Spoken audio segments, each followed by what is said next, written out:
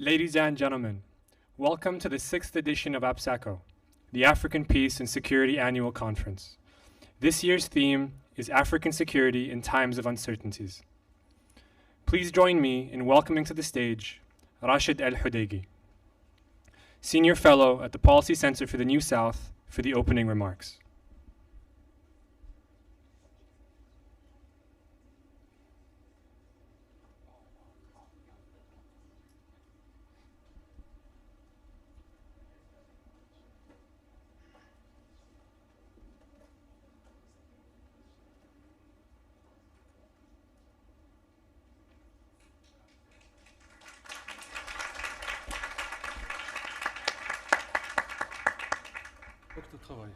Ok.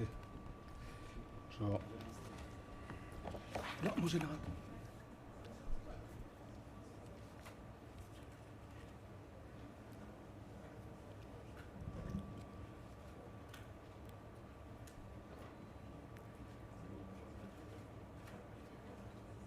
Je commence.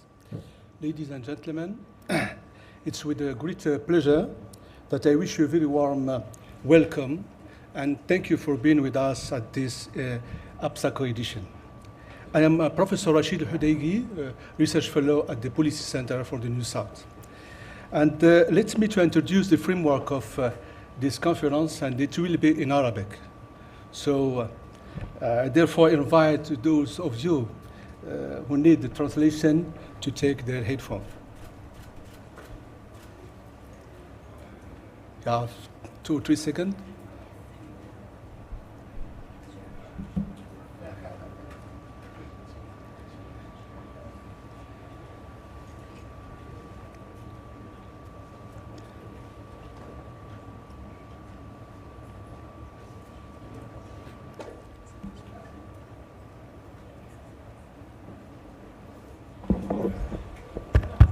It's okay, we start?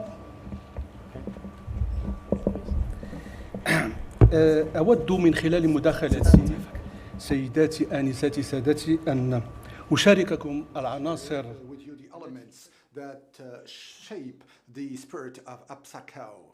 Thank you, Mr. Chair. Now, please, forcefully. It's Africa, so. As I was saying at the outset, I'd like to share with you the elements that really constitute the very soul of APSACO, which has also formed the preparing framework for this session. The first component is the center's ongoing and dynamic participation in the discussions and scientific dialogues on Africa. The conference over the 5 past years, the conference has reached a significant level of maturity which centered on 2 basic achievements. The first achievement relates to the community of researchers participating in APSACO, which was created over the five past sessions, thereby needing to be reinforced, diversified, and maintained through annual debates, if not an annual debate on Africa's security priorities. The second achievement is the results of the skills gained during the previous sessions, which enabled us to publish recommendations in the form of reports in numerous areas, inter alia to be mentioned, the fight against terrorism, peacekeeping, geopolitical status of Africa, the African Union, and the addressing of the COVID pandemic, as well as the status of women in peace and security in the continent. The second component is reflected in the adaptation and adjustment to the international context. This is evidenced by the appropriate selection of topics that are addressed every year, if not that are chosen every year, and which are highly suited to the research programs of the center, the PCNS, the Policy Center for the New South. Now, through this, given the current global context, the session's topic of discussion is the serious grave developments imposed by the world situation, its outcomes and implications on the continent's security and stability.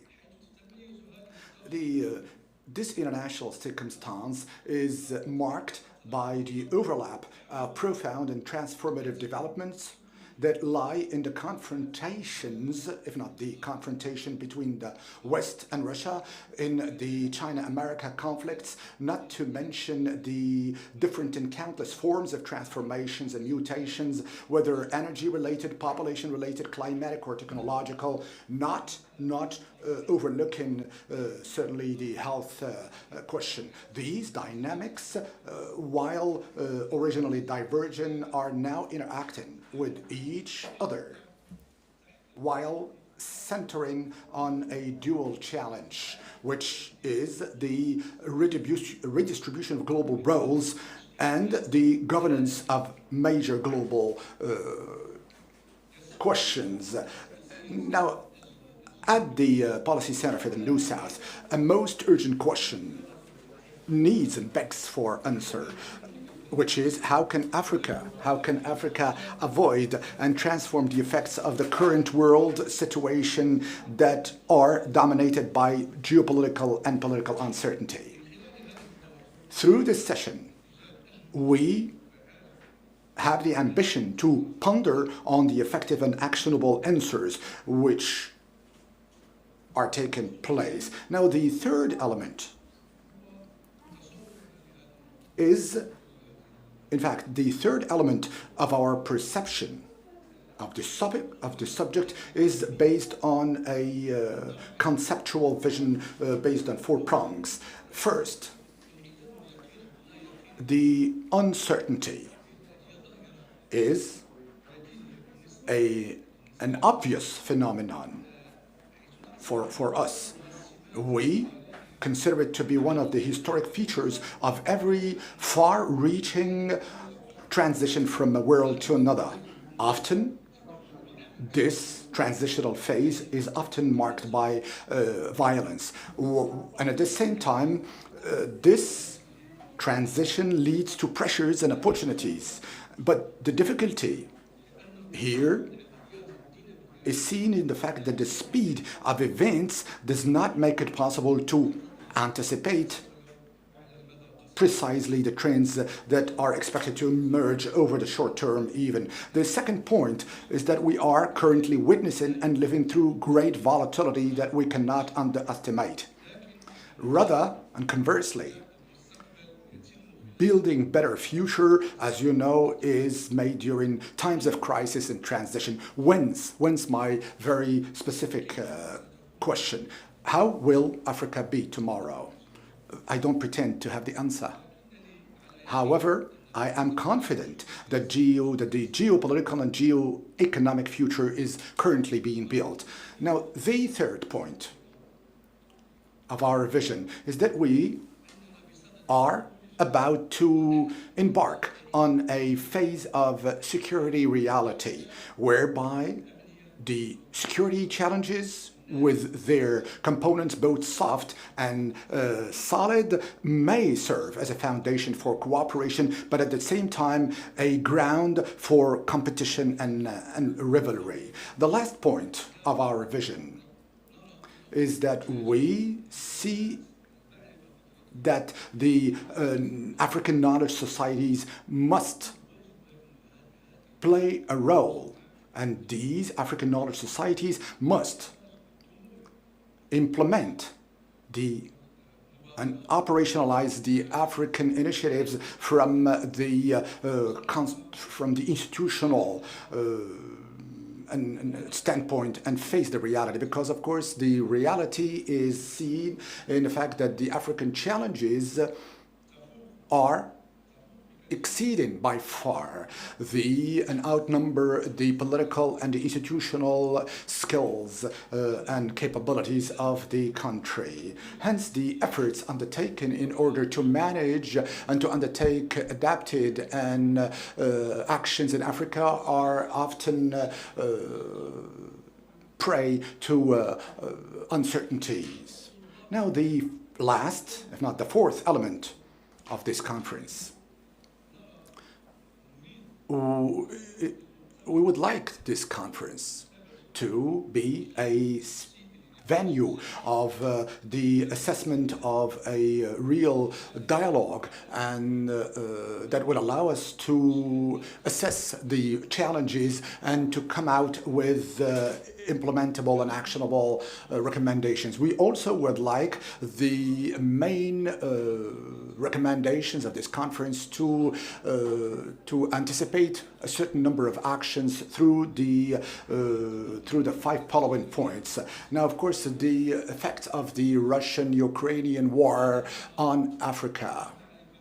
The aim here is to know to what extent this war can cause upheaval in the world, let alone in Africa. The second aspect relates to and insists on the challenges that are still ongoing, unfortunately, and which relate to the conflicts and the peacekeeping activities. Hence, we have to make sure and ascertain that managing these two situations will need us to know the mechanisms of solutions and the necessary solutions for lasting peace.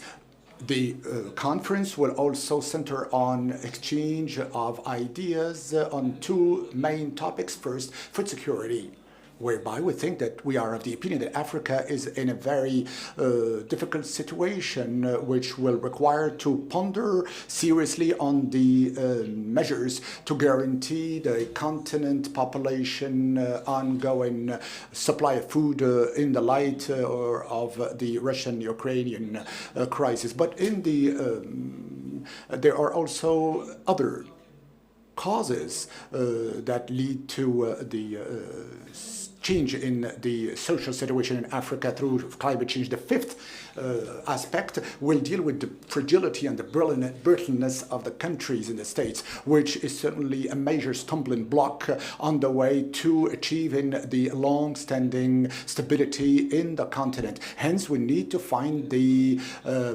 best and most suited ways of managing the post-war era in order to build a political and social stability. And finally, a chunk of our meeting will also ponder on the geopolitical social report of Africa, which is published by the Policy Center for the New South. By way of conclusion, ladies and gentlemen, I wish us fruitful proceedings, and I would like to thank you anew for your kind listening. And for your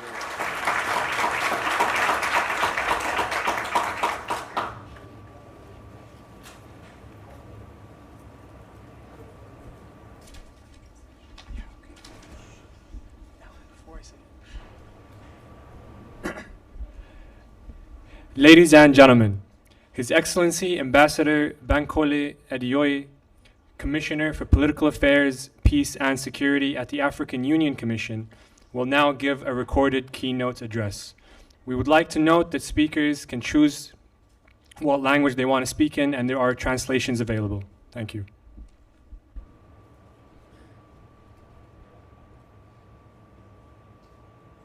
Excellency, Executive President, Excellencies, distinguished experts, researchers, and participants, ladies, gentlemen.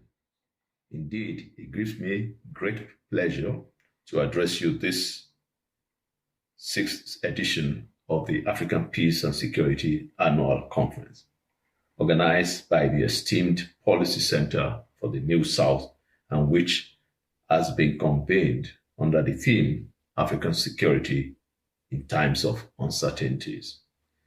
I take this opportunity, ladies and gentlemen, to thank the Policy Center for the excellent work they do.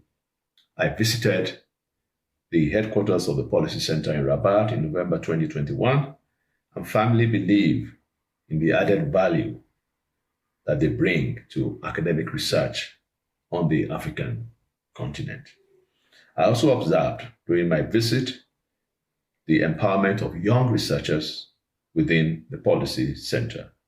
This is an important element in our overall agenda of encouraging the involvement and the participation of the youth in the areas of peace and security on the African continent. I would also like to take this opportunity to renew my thanks to the academic class and the think tanks around the continent who are doing a tremendous job alongside the political and diplomatic action of African governments and our Pan-African organization, the African Union. The African Union Department of Political Affairs, Peace and Security continues to work for the establishment of a platform of African think tanks, which should pool our efforts to serve the noble causes of scientific, evidence-based research, which should continue and constitute an undeniable added value for decision-making in Africa. Excellencies, ladies and gentlemen, this edition of the APSACO takes place in the times of uncertainty globally and increasingly difficult global and continental context. The COVID-19 pandemic has revealed and reversed the hard-won gains in poverty reduction in Africa, pushing almost about 47 million people into extreme poverty. From the outset of the health crisis in 2020, African Union member states and the Commission, through Africa CDC, have spared no effort to address its humanitarian, social, health, financial, and economic consequences. These have been exacerbated, among other things, by restrictive measures put in place to contain the progression of the pandemic. Thus, a severe danger to food security in African countries has been created by the coronavirus pandemic, which has generated not only a health catastrophe, but also an economic disaster, leading to more instability and insecurity of the African continent. The recovery of the regional economy still shows signs of fragility and remains insufficient to allow households to reach their pre-crisis nutritional and economic well-being situation. While Africa has yet to fully recover from the socio-economic repercussions of the pandemic, the crisis between Russia and Ukraine represents another dangerous but significant impact on global economic growth. And several African nations are directly impacted as the most important staples and fertilizer supplies worldwide from Russia and Ukraine continue to contribute to the fragility of many member states. These have been called the 3Fs. The global crisis on food, global crisis resulting from fertilizer shortage, and global crisis with a high price of fuel. Russia is also the third largest producer of oil in the world, behind the United States and Saudi Arabia. The conflict has indeed had a huge impact on food security in Africa, both by the availability and prices of certain food crops, notably wheat and sunflower, and by the socio-economic recovery and growth triggered by growing uncertainties in global financial markets and supply chain systems. Executive President, dear participants, in addition to these two main factors related to the COVID-19 pandemic and the crisis in Ukraine, African countries are becoming more than ever before vulnerable to the adverse impacts of climate change and are already experiencing an increase in such impact, including persistent drought and extreme weather events, sea level rise, coastal erosion, and ocean acidification. These global issues related to the dramatic effects of climate change are further threatening food security and undermining the efforts to eradicate poverty and hunger and constitute a direct menace to peace and stability of many countries, particularly in the developing world, including Africa.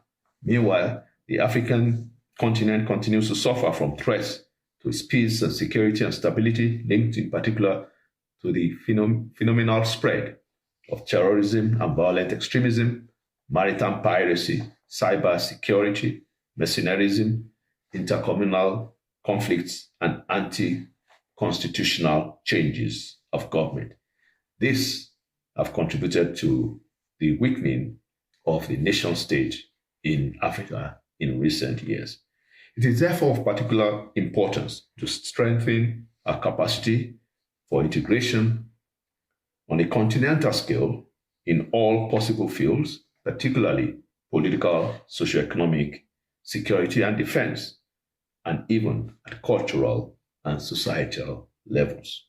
Although the socio-economic ramifications are already considerably high due to global and continental context, Africa must also consider the current geopolitical and geo-economic crisis as an opportunity to reduce its dependence on food and gas imports from outside the continent. Self-reliance provides the opportunity for the time where we will do more on our continent and build our own development from within. The ability of Africa to maintain a climate of peace and security, which will de facto promote the business environment in Africa and facilitate the attractiveness of the continent for foreign direct investment, is also imperative. Essentially, the continent's regional integration plans, particularly the African Continental Free Trade Area, comes to mind. Development and integration, you will agree with me, will be hampered by conflict and instability, with direct resources towards military defense objectives. The amount of funds that AU member states are spending on their military today puts a significant strain on the national budgets to address other developmental projects. The sustainability of their debts, as well as a negative effect on the budgetary constraints and allotments for social investment, and to turn the tide when it comes to health, education, water, and sanitation. The triple Nexus strategy between peace, security, and development emphasizes that security is a public good of beneficial consequence that cannot be separated from the prosperity and growth of the continent's economy. Therefore, security concerns must be taken into account while making investments and making growth decisions. The impetus created by the AFCFTA and other AU regional integration measures will eventually dissipate if the current trend of insecurity and conflict escalate beyond redemption.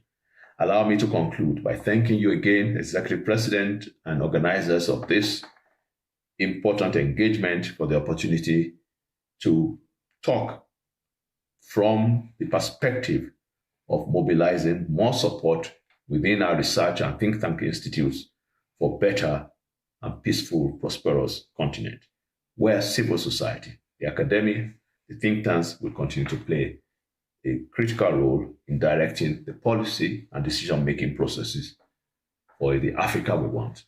I really want to thank you again for inviting me, and I wish you successful deliberations. Ladies and gentlemen, for the next keynote address, please join me in welcoming His Excellency Ambassador Fouad Yazzour, Ambassador, Director General of Bilateral Relations and Regional Affairs, Ministry of Foreign Affairs, African Cooperation, and Moroccans living abroad. Bienvenue, Fouad.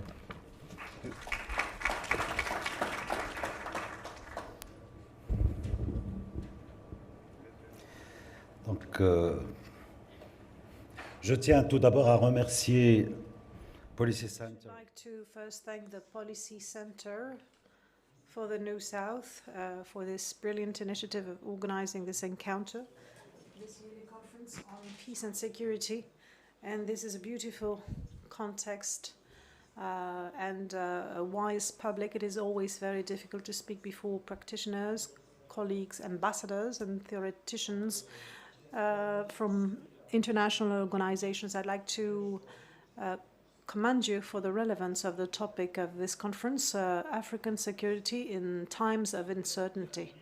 This is a topic that translates the capacity that this conference grants in order to seize the challenges of the moment and of the continent in the context where it is enshrined.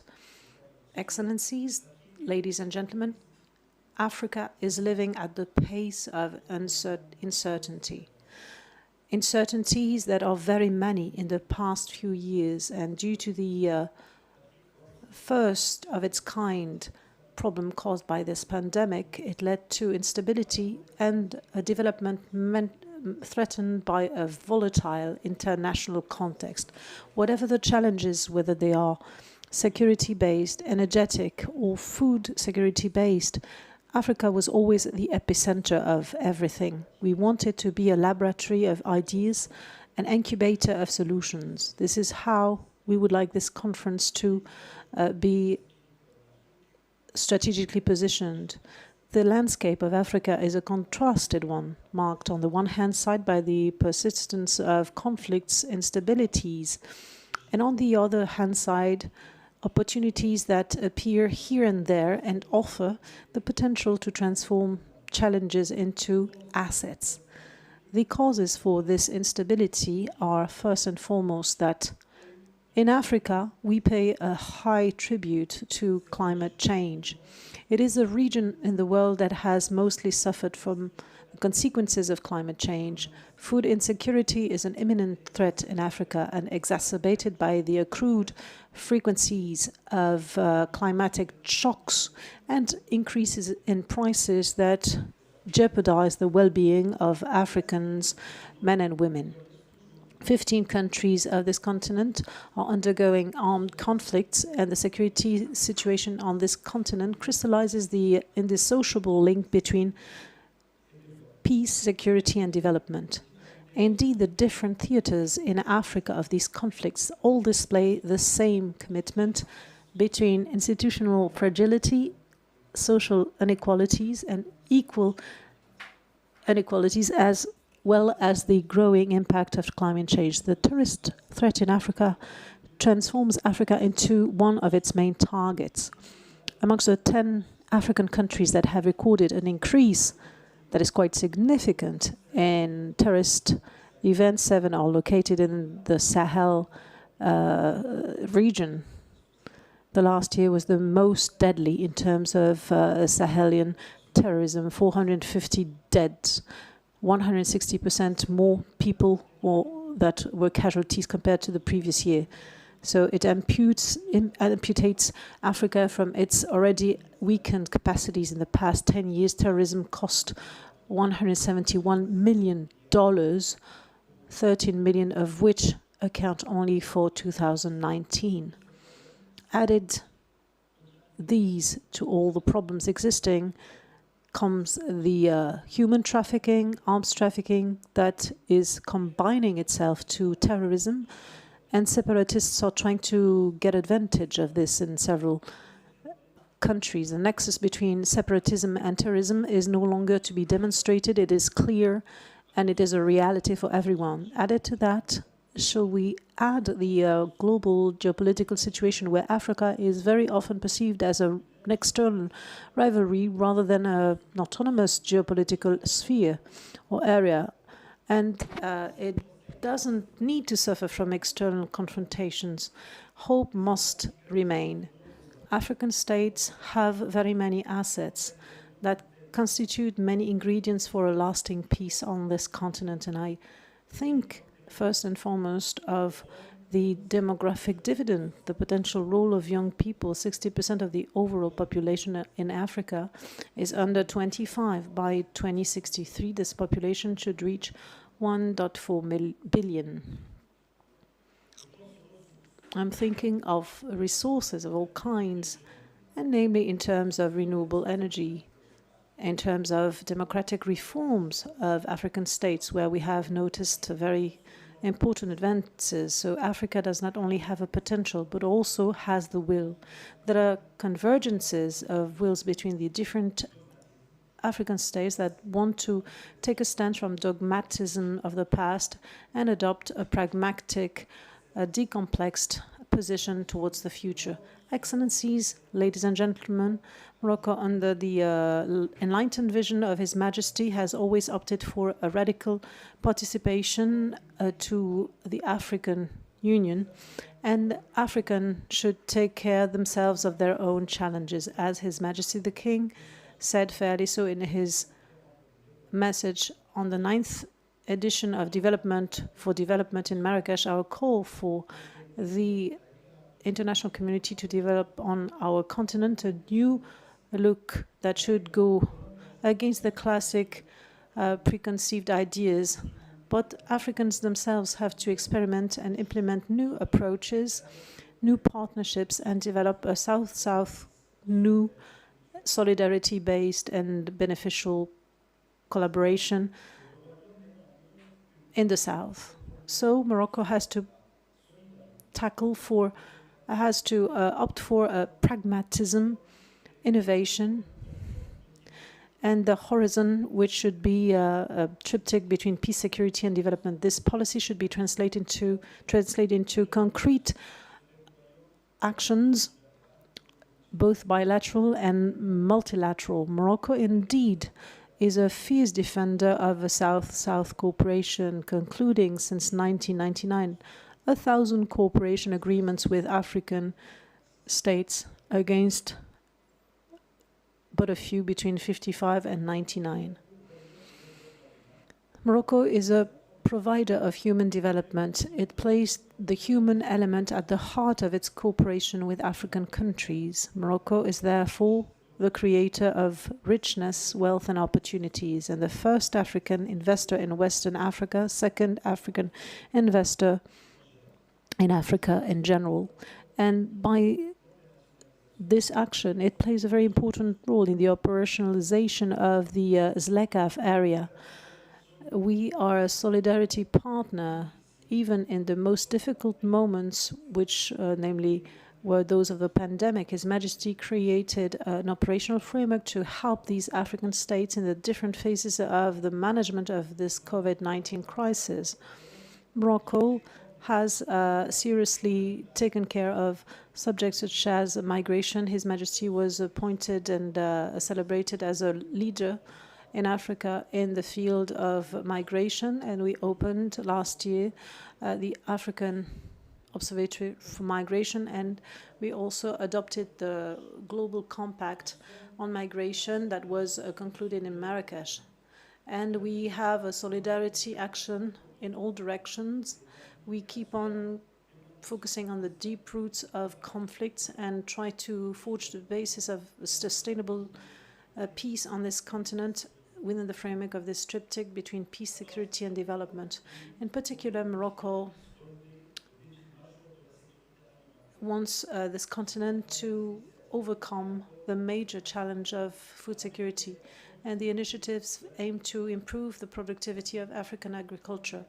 with more than 38 agreements signed in the agricultural field with 18 brother countries of Africa. Morocco further launched the AAA initiative for the adaptation of the African agriculture and acts throughout the Sharifian Office of Phosphates in order to develop some fertilizers production units everywhere in Africa. Excellencies, ladies and gentlemen, I'd like to call your attention as to international security. Morocco defends the equal importance of all phases of the prevention and resolution of conflicts, the promotion of a culture of peace, preventive diplomacy, mediation, upkeeping of peace, and consolidation of peace.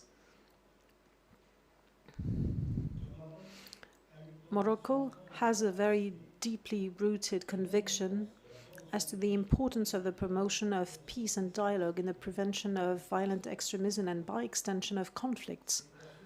And in this regard, Morocco endeavors for the promotion of a moderate Islam, a good balance in the African land with the training of imams, murshidit, murshidats by the Mohammed VI Institute for the Training of Imams. In 2021, we had trained 318 imams, mostly come from Africa. We also work in a multilateral level to put in place an international standardization framework to fight against the speech of hatred. So we want to remind you that we proclaim the 18th of June as the International Day of the Struggle Against Hateful Speaking or hateful speech. Today, Morocco is deploying pluridisciplinary contingents within the MONUSCO, in the Democratic Republic of Congo, in the MINUSCA, in Central African Republic, and in South Sudan. We have a multi-format contribution that vests humanitarian forms throughout the deployment of countryside hospitals in different areas. We are a major actor in the struggle against terror. Recently, we hosted the ministerial meeting of the Global Coalition Against Daesh in Marrakesh that highlight the decisive importance of Africa in that struggle.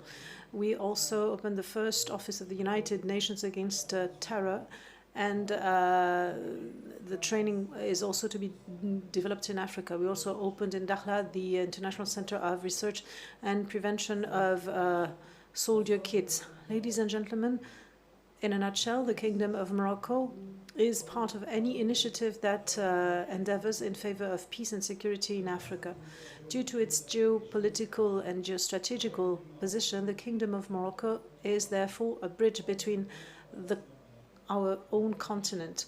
And Morocco is rich of a very rich civilizational history of more than 12 centuries and a very long-lasting Amazigh history. Morocco is a land of tolerance, coexistence, both cultural and religious. Morocco is therefore a model for stability that employs itself to share with others, always placing peace and stability amongst the ranks of its national, regional, and international priorities. And more than that, it conveys the culture of peace and stability in its DNA and its own identity. Thank you very much for your attention. Mesdames et Messieurs, ladies and gentlemen, for the final keynote address, please join me in welcoming Lieutenant General Daniel Sidiki Traoré, Force Commander, United Nations Multi-Dimensional Integrated Stabilization Mission in the Central African Republic. Bienvenue, Lieutenant Général Traoré.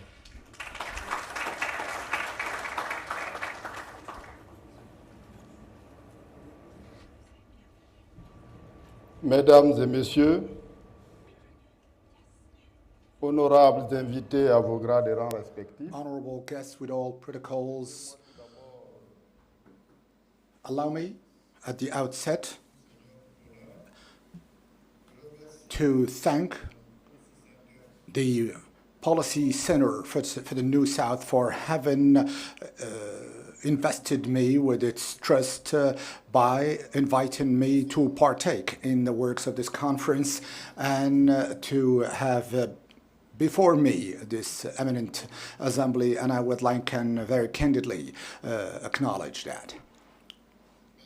Ladies and gentlemen, I will not take the floor from an academic standpoint. I will not be formal or official, but I will draw my speech from my experience that I have lived through the peacekeeping missions to which I have participated for the United Nations, that is, say, the APSACO, which today has become MINUSCO, in the Democratic Republic of Congo, the MINURCAT in Chad in Central Africa, UNAMID, MINUSMA, and today the MINUSCA, where I had to act in 2 instances. I will also talk under the control of General Mirandiop here in attending with us, who is the military advisor of the Secretary General of the United Nations, who shares with me who has shared with me this experience, and who doubtless will correct me if I go astray.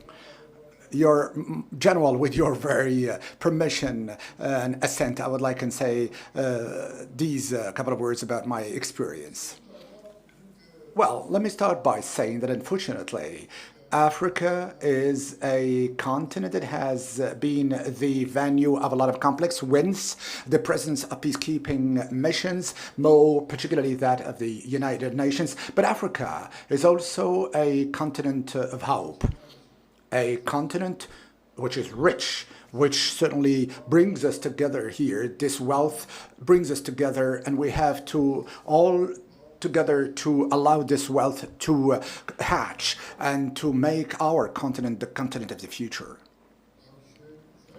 I'm going to focus on the peacekeeping operations of the United Nations, and in so saying, I would also add that over the last 2 years, these missions have evolved from a peaceful resolution of litigations under the Chapter 6 to a new chapter, that of military action, the use of force in case of threat to peace or against peace, in case of a rupture of peace, and also aggression actions. These are this is mainly the Chapter 7, which allows us to act today, under which we are also acting today. What now is the difference, or makes the difference between these 2 types of missions? The conventional missions and the preceding missions discriminate in favor of the use of peaceful, now the settlement of disputes, the likes of mediation, conciliation, to mention but these. Now, the prerequisites for the deployment of the peacekeeping operations back then on the theater of operation was first the very existence of a ceasefire between the countries at war, or the belligerents, or the existence of a peace accord or agreement between the countries at war. And within the framework of the peacekeeping operations of the new generations, or where the conflictuality has gained in complexity, the missions of the United Nations have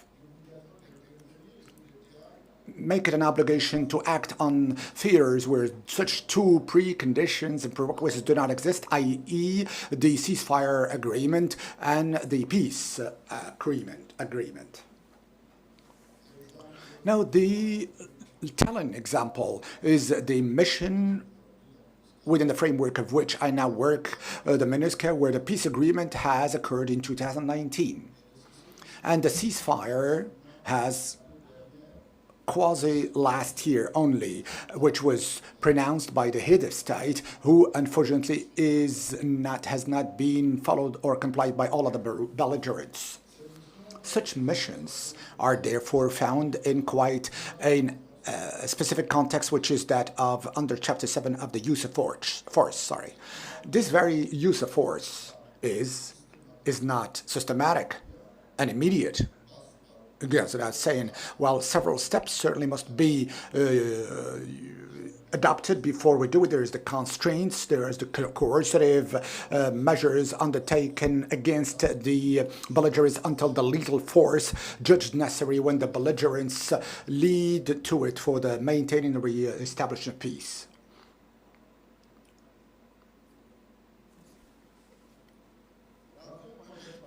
In such a such a backdrop, how are the missions and consequently the forces that compose them, can they fully play their missions while discharging, most particularly of one of the most fundamental principles of peacekeeping operations, which is impartiality? Every time that in this context we act against a belligerent, we are quickly accused to be a pro the other party, and which certainly acts to the detriment of the impartiality, which is this is one of the main difficulties that the missions of peacekeeping in the United Nations are undergoing today, and which create a lot of criticisms against the United Nations when such aspect is not very well managed. Also, the mindset also must be accounted for of the troops that are comprising the missions of the United Nations. Some of them have remained and stayed with the former concept, whereby they started to evolve on a theater with a certain number of prerequisites, as I said earlier, the ceasefire, the peace agreements, and we had to also manage the areas where there was no conflict, and hence we needed to maintain them and to denounce also the violations to the ceasefire or to the peace agreement, which is not the case today. We are now deployed onto terrains and theaters where the war is staging and where we have to maintain peace. What peace? This is also begs for a question, and that I would like to ask you.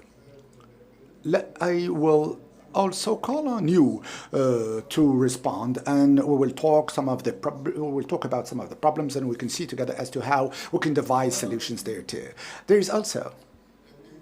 There are also countries that are contributing countries, whether they act in specific contexts with different cultures, with different histories and relations that are specific from a political standpoint with the countries host to the mission. Here again, this is another source of difficulty and complexity for the very mission. How can we preserve and maintain these fundamental principles that characterize the missions of the peacekeeping operations and missions when we hold specific, particular, quote-unquote, relations with the relevant countries? Let me now touch back on the mindset that I alluded to a moment ago. These contributing countries, some contributing countries come with the mindset whereby they're not there to use a force, but they come there to act as it has thus far been the case. But unfortunately, this very behavior does expose them to varying difficulties and risks.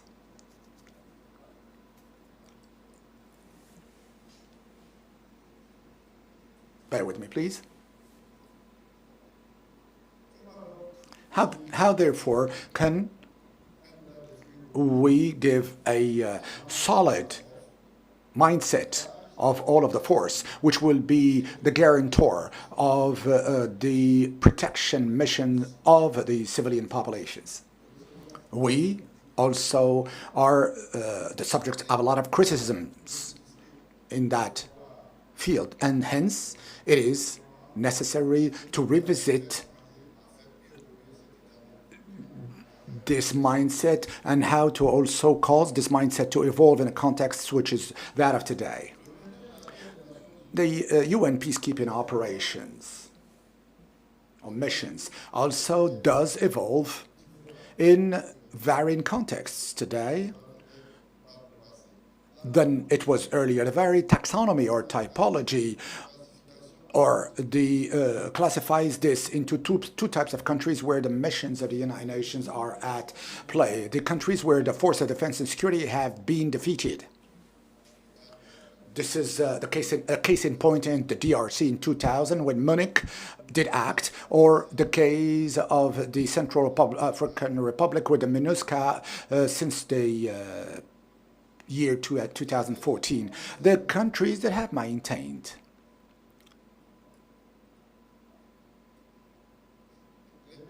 the countries where the force of defense and security have been defeated. Those countries, generally speaking, really are reckoning a lot and count on the missions, and all or substantially all depend on such missions for all of the state-led missions that these security forces must lead. And the action of the mission is therefore indispensable within the framework of the reconstruction of the forces of defense and security of such countries.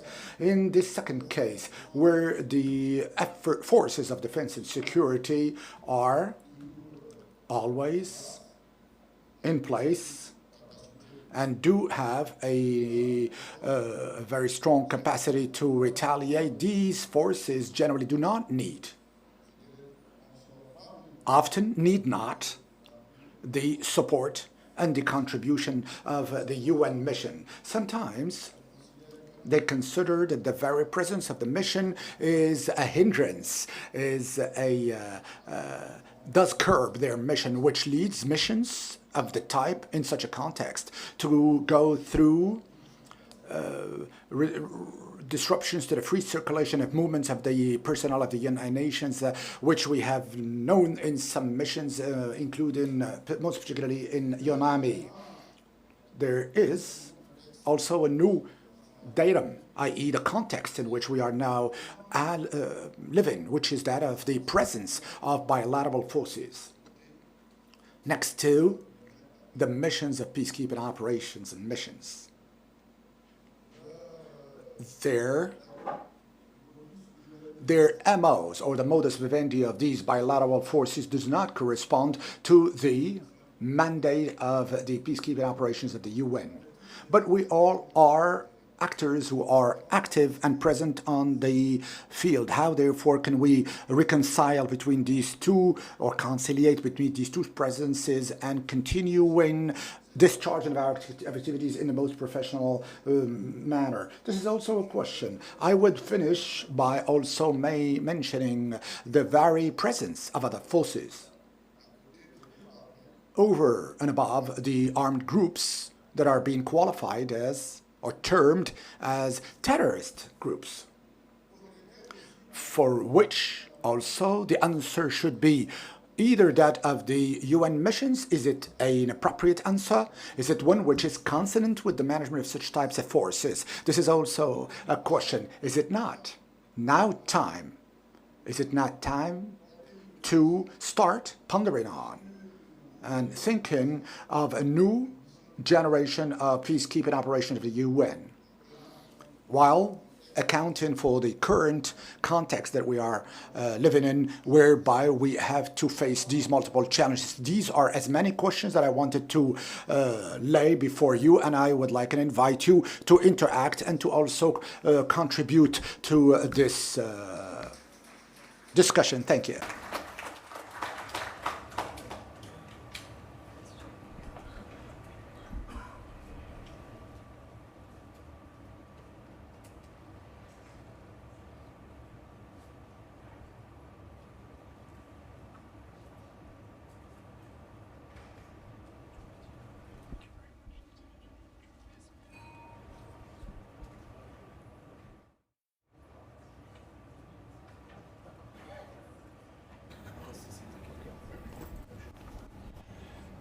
Thank you very much, Your Excellency Ambassador Bankole, Your Excellency Ambassador Yazour, and Your Excellency Lieutenant General Traoré.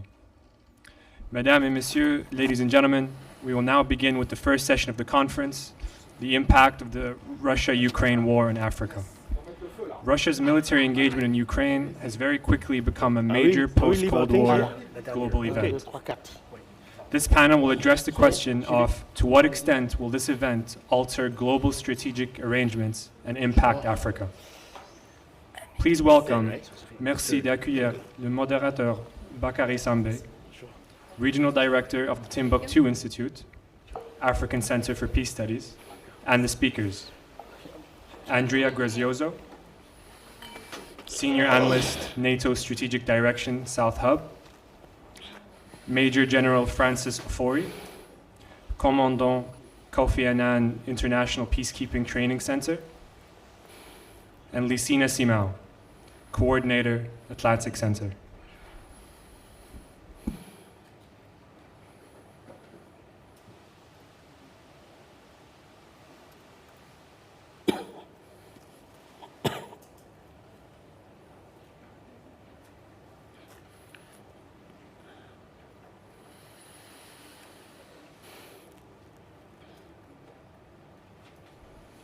Dr. Sambé, the floor is yours.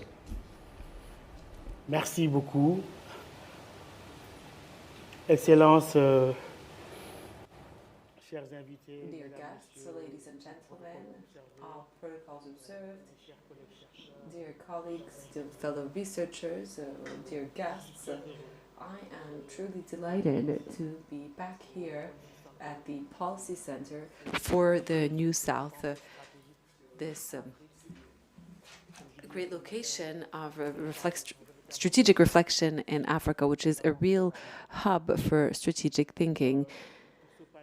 For this panel that I have the great honor of chairing, I would like to thank the Policy Center for the New South for having chosen me to fill this role. So this panel that brings us together is quite interesting and quite topical. As you know, we are in a new and old era where we have, if we may say, a real war, not so cold, not as cold as we might think, which reminds us of what Larry Diamond once said, who mentioned not so long ago the combination of these three elements that were going to throw us into a new world, or one that was very difficult to understand, when he mentioned the elements of the American carelessness combined with the Chinese, the Chinese dimensions and the Russian anger. So both camps that we have in front of us have faced each other recently indirectly by trying to unfold a regime change strategy, if we may say, meaning that relying on local allies to regain power. So this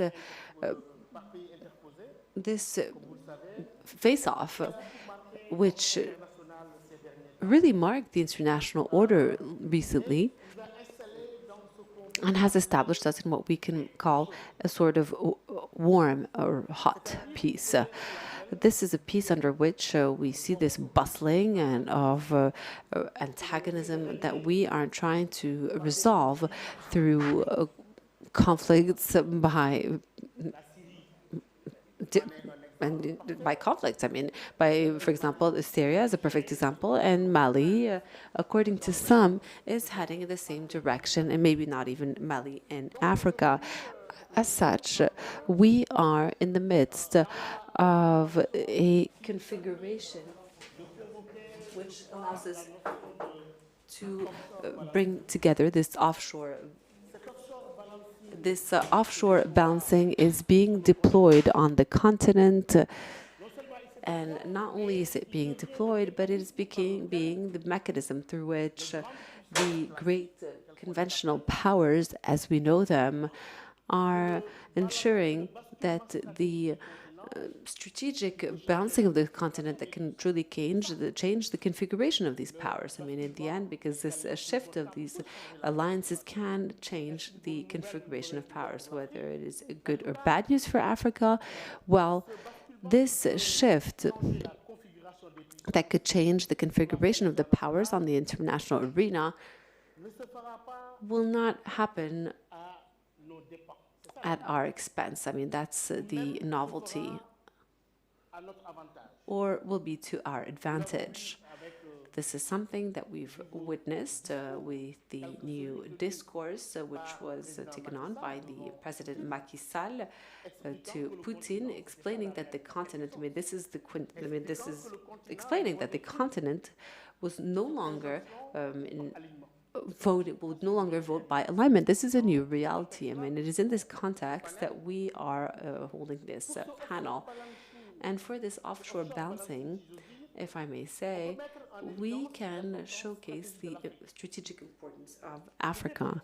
And I'm part of those who believe that this strategic importance of Africa is growing for three reasons. The first is that we are faced with a divided world in which the alignments are both multiple and challenging.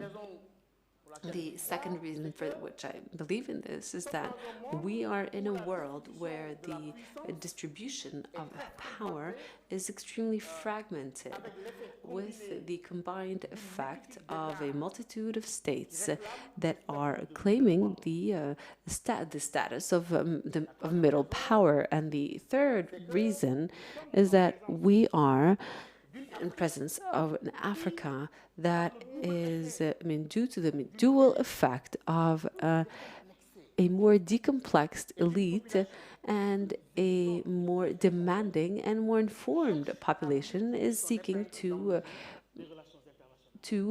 better leverage, international relations. These three elements are extremely important, and I think it's this is why it's all the more important to congratulate the Policy Center in the framework of APSACO to choose this theme, because in this context, we are heading from an acquired zone to a zone in which there is a major influence that could impact the balance of power in the world. And so I think that it's important for us to be fully aware of this fact.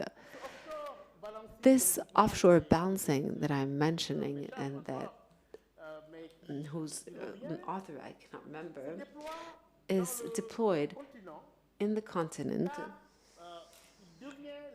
because it is becoming the mechanism through which the major conventional powers are ensuring that this strategic, this shift of balance in the continent, which can change this configuration of power on the continent, will not be done at our expense. And we see this for energy, where our continent is becoming what we may call a space for redeployment, or at least a variable for readjustment. And it is in this context, ladies and gentlemen, that we are organizing, that we have this panel, with distinguished guests who are very familiar with this phenomenon, or with this particular issue. And as it's been announced, we have Andrea Costoso, which is a senior analyst for the NATO Strategic Direction of the South Hub, and Major General Francis Oferi, who's a commander at the Kofi Annan International Peacekeeping Center that everyone's familiar with, and our dear colleague, Lissima Samau from the Atlantic Center. Without further ado, I'd like to give the floor to Andrea for a first contribution to address this issue of the impact of the Russia-Ukraine war on Africa. Thank you. Thank you, Mr. Chairman.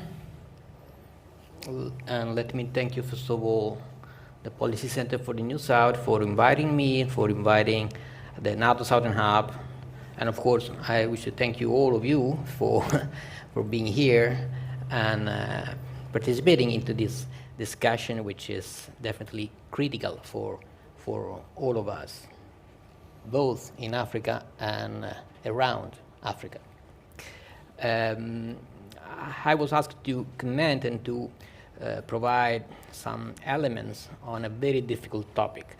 I'm not a politician. You have probably noticed that I'm not the Secretary General of NATO, so I'm not talking about I'm not talking on behalf of NATO. I am an analyst. I will try to provide some analytical perspective on this topic. Why is so difficult to assess the impact of this war on Africa? There are several concurring reasons for this, direct and indirect reasons. First of all, this war happens in the wake of the COVID-related pandemics. There has been a major disruption in the global supply chain, which is still ongoing to a large extent. So there is a scarcity of critical commodities all around the world and of critical technological products. This has nothing to do with the war against Ukraine, not yet at least. There is an enduring problem with the movement of people across the border, which is another enduring issue over the last few years. And there is another element, counterintuitive, if I may, the fast economic recovery during 2021. Why? Because this led to termination of the quantitative easing, so the availability of a lot of money for investments, etc. This could lead to a credit crunch in the medium term. All these elements clearly show that it's not easy to dissect, to distinguish, to make a distinction between what is happening now and what is ongoing already for 2 years now. Another element, the duration of this war. Because this war, unfortunately, can last over the long term, medium to long term. First of all, let's have a look at what happened in the recent past. One example, the so-called weaponization of energy. Now, just one single element, the average price of the unit of energy, the megawatt per hour, on average in the European market at the beginning of 21 was 20 euro per megawatt per hour. At the end of 21, it was 180 euro, 6 times, before the invasion. This very high level of in the cost of energy impacted already on other elements, fertilizers. The cost of fertilizer multiplied by 3 over the last 18 months before the invasion. And we fully understand this has an impact on the food security, etc., etc. Another element, the original war plan for a quick solution, let's say, clearly failed. You don't need to be a strategist to understand this.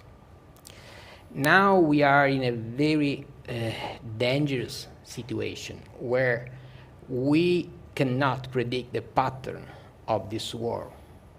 There could be a vertical proliferation or an horizontal proliferation. Vertical proliferation is when you have new kind of weapons, a new kind of violence involved. Nobody is in full control of this. Horizontal proliferation means that this war can extend to other regions of the world, involving other actors. We have already indicators suggesting this could happen, because there are other countries which are closing the distances with this war. And the impact of the war is cumulative, so it will remain for years after the end of the fight, in any case. I was mentioning direct and indirect impacts. We know, because we are discussing about this for a lot of time already, the direct impact, food security. I don't need to deep dive on this. I mean, there is a panel in this conference on food security. I would say that in 23, we will have a problem of supply for the disruption of supply chain. In 24, it will be a problem of availability because there won't be a proper harvest during next year. So an evolution in the food security issue. There is the diversion, another direct impact, diversion of financial aid. Why? Because the rich North is providing a lot of financial support to Ukraine, of course, and to their domestic economies affected by this war. These aids could be subtracted from the usual support to African countries. The combination of the rising prices of commodities, of course, food, also energy, and credit crunch, and less aid could result in sovereign defaults, another threatening problem for many countries.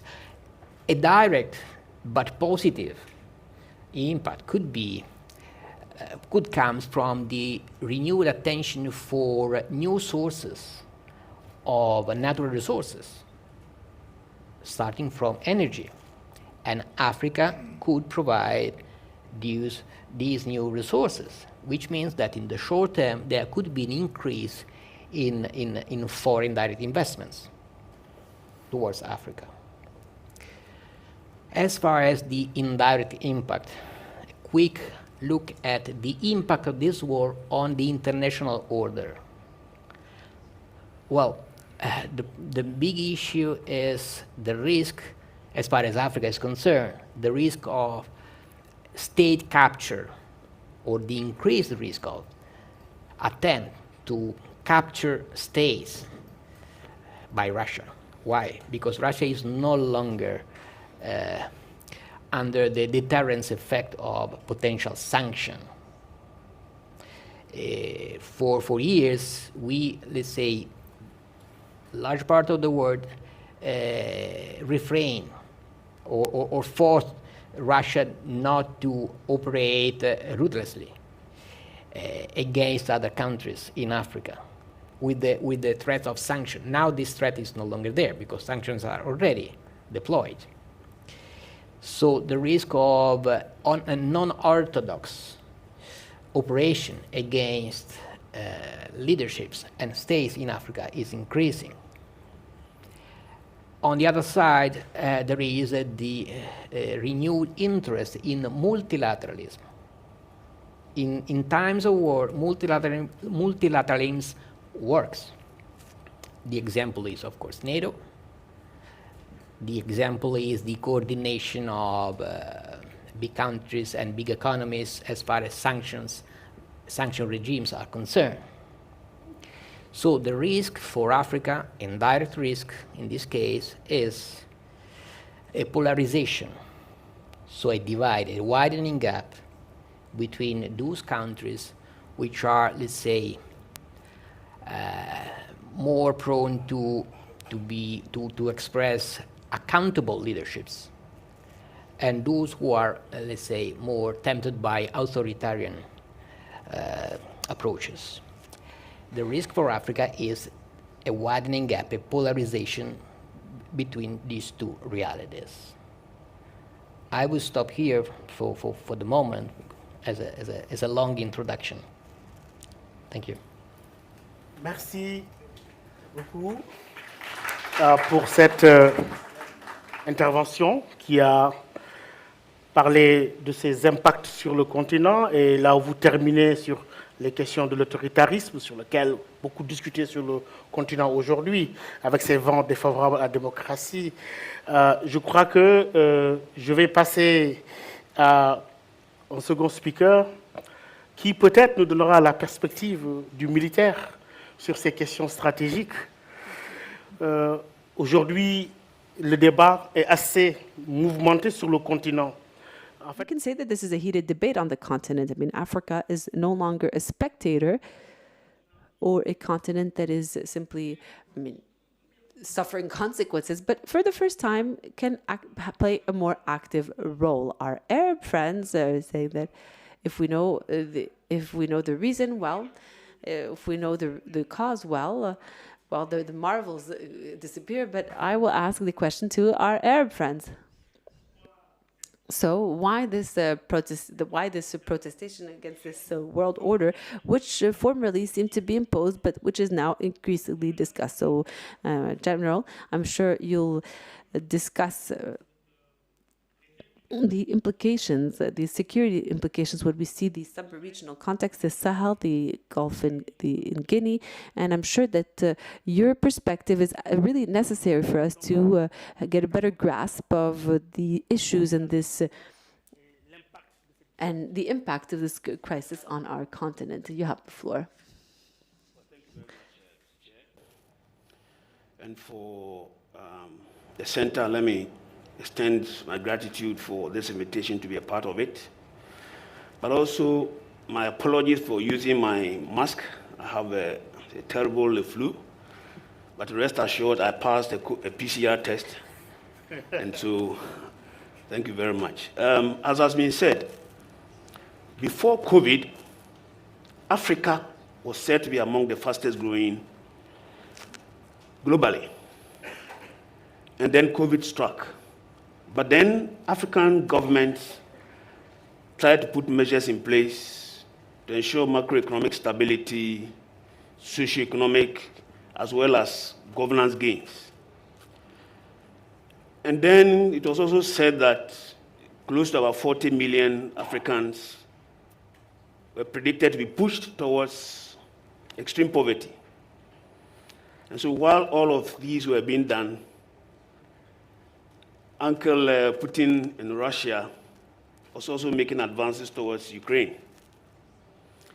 As for the genesis of it, it's left to another discussion, probably. But even though we are talking about a war that is far removed from Africa, the impact is here with Africa. Some have indicated that the impact could be direct or indirect. It's been said that, or reference has been made to the 3 F's of the impact on food, impact on fertilizer, impact on fuel.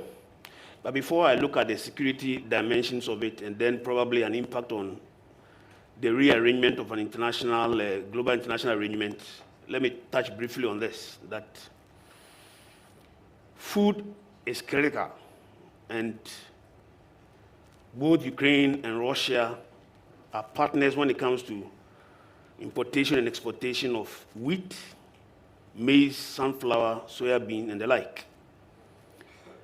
Indeed, it is said that in the year 2020, Africa imported $4 billion worth of agri-products from Russia. And in the same vein, from Ukraine, they imported 2.9 billion of maize as well as wheat. And these are key staples of some of African countries, particularly in Kenya, for instance. In 2021, the 30% of their wheat imports came from Russia. And in Kenya, wheat is about among the staple food. That is wheat in the production of bread, and bread is about a staple food that is key in the diet of Kenyans. And then also, Kenya as well as Uganda supply food to South Sudan. And so if Kenya is affected, obviously South Sudan should be affected. This is not to say that other African countries do not suffer. I know the North African countries from Morocco through Algeria to Tunisia, Libya, and Egypt, they all rely heavily on wheat products. You can have Sudan, then in the Central Africa area, East Africa, you have Ethiopia, Kenya, then South Africa and the SADC region.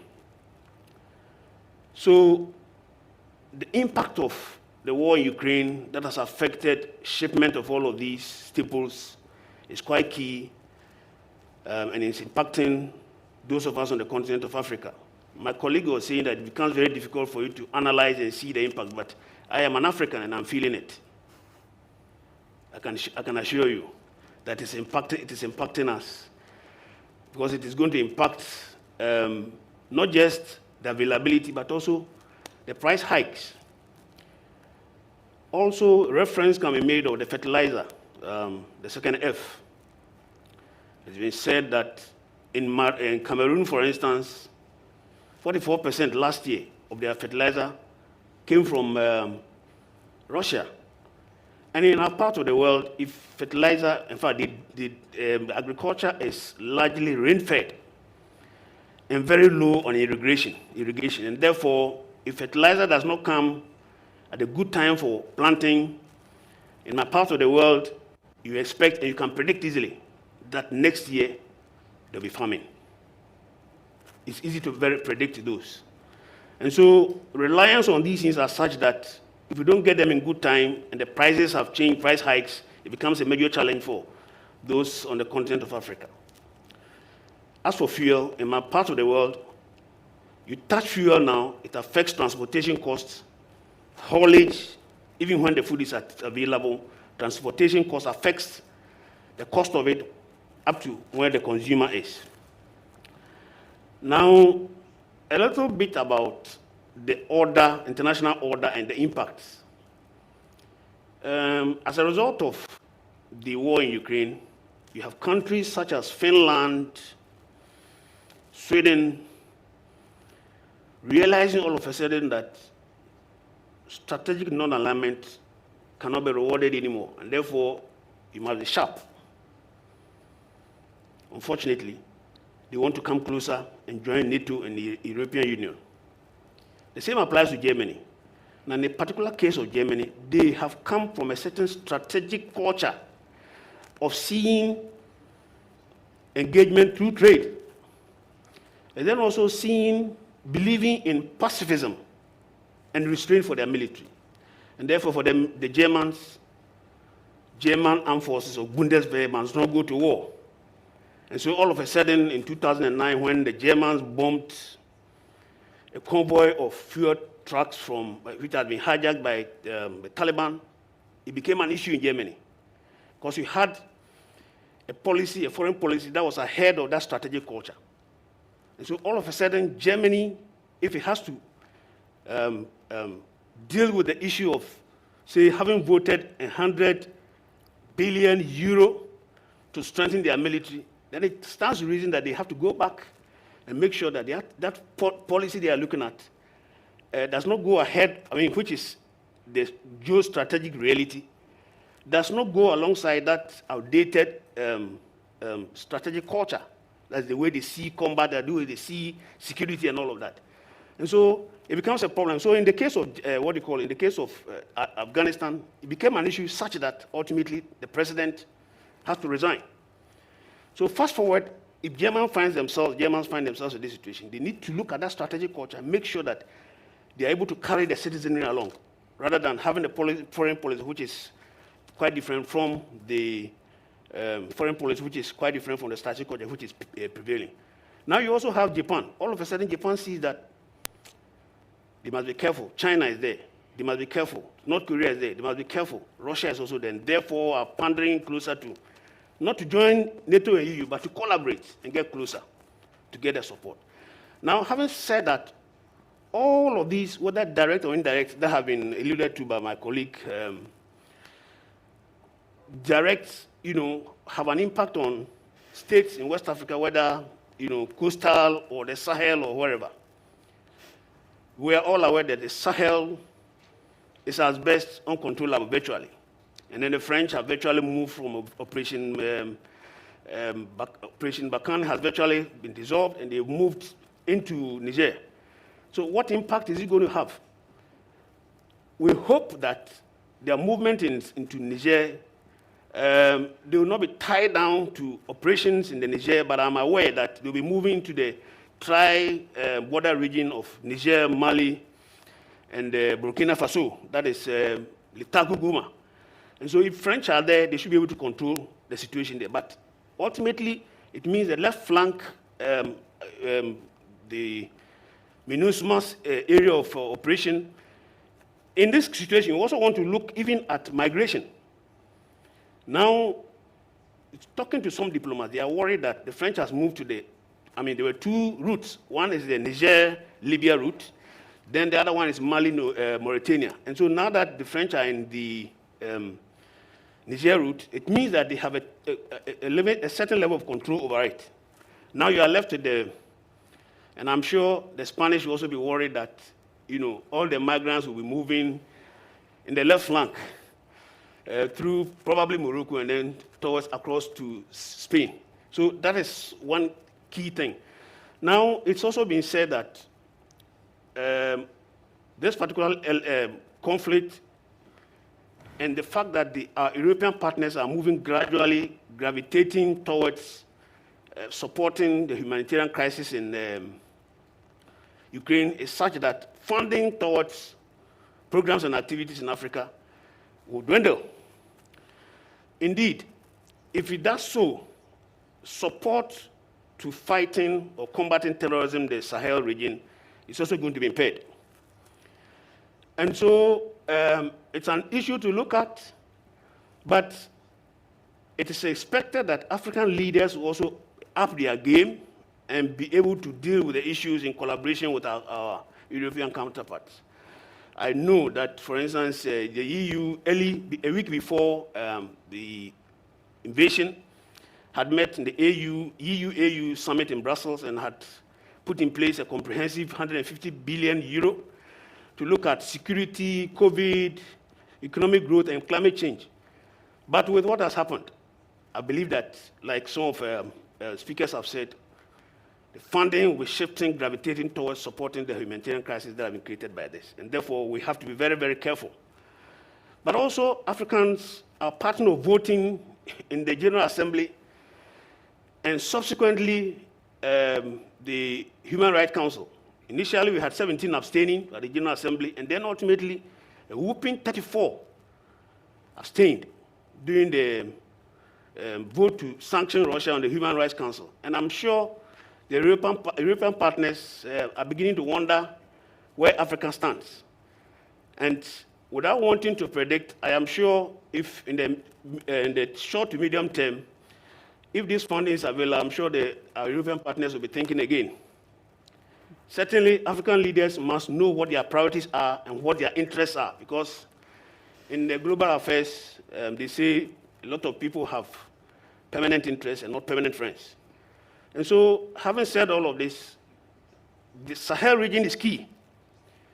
If the funding does not come, I have a worry, because our colleagues in Europe, Southern Europe, know that insecurity in the Sahel is insecurity in Southern Europe.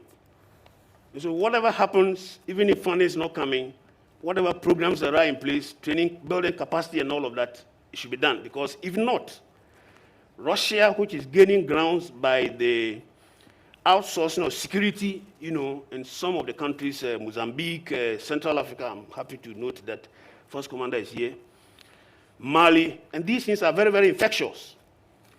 So if these things are not, we don't put a tap on it and allow, some of the programs to run, and Russians take hold, it becomes a problem for us to deal with. Thank you very much.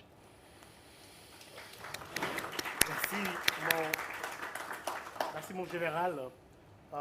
Nous entrons de plein fouet dans le débat qui a commencé avec les impacts évoqués tout à l'heure. We start a debate with you with the fear of autocratism and also the questions. This conflict has once again put us in a conflict, a perception of conflict. We don't really perceive it likewise from the other side of the Atlantic or from the north. And these major changes that today are occurring in a continent where many, I think, have changed since then. And we were talking about the Chinese ambition and the Russian wrath. This diplomatic pragmatism of the Western powers, which sometimes causes the fact that in Africa the debate centers on the fact that there are sacrosanct values, democracy, the human rights are kind of sacrificed and by our partners for the immediate strategies, which have led to the ill and misperception on the continent and of the conflict and this multilateralism and the coming into play of new powers and other forces of the continents that some qualify as being autocratic or at least not democratic, but who become important partners to reckon with. All this leads to a certain number of questions, i.e. what has happened really in order for this same understanding of the challenges is not the same. We are now we have embarked in an era that has been marked by many limitations. Earlier on, when we were talking about international community, we were thinking of the conglomerate of the 5 major who have the veto right. Today, there is, I think, a new international community, and hence, of course, we have to account of a new international community. I would call it the international community of vulnerable actors. We do share this vulnerability. What happens with us has consequences on you, migration-wise, climate change-wise. But before these changes or the conflicts or perception of conflicts, we are fortunate to have from the Atlantic Center our colleague Lisi Asmao, who is the coordinator, who is going to shed light and share with us the way in which she sees the debate. Thank you. Thank you. Bon après-midi à toutes. For the invitation to be here, and it's an honor to be part of the 6th edition of APSACO. So thank you very much for inviting me and inviting the Atlantic Center to share some of its reflections with you today. I think I share many of the remarks that were made by the previous speakers, being the last one speaking about the impacts of a war that is still ongoing. I may be left with little to add to the conversation, but I would like to invite you to think of the impacts of this war from the lens of the impacts of the war in Africa, from the lens of the Atlantic Africa, so the Africa that is facing the Atlantic and the dynamics that are ongoing there. This has to do, of course, with the work that we are doing in the Atlantic Center that, in a sense, is very much connected to what was just mentioned regarding perceptions and the importance of bringing to the table these different perceptions, creating the formats for these different perceptions to coexist peacefully and in a cooperative manner, and then try to understand where the difference lies and where it is coming from. And the interests that we bring to the table regarding the war in Ukraine, but also COVID, which we are still in the midst of addressing, need to be understood from those different perceptions, those different points of perception. So I agree that there is an ample need for cooperative formats where these different perceptions can be reconciled so that we can have common action. Without a common diagnosis of the problems we have at hand, common action will be very hard to pursue. And I think also because of the economic pressures, the pressures on resources that we have today, the temptation may be to compete for those scarce commodities, but we rationally know that the opposite way is the best way. We need to cooperate to make a better use of commodities that are rare, and cooperation leads to better results. So the temptation to compete may be great, but we understand also the dangers of doing that. And for instance, the issue of the energy opportunity for Africa right now is a case in point that illustrates this point that I wanted to make about the importance of cooperation rather than competition.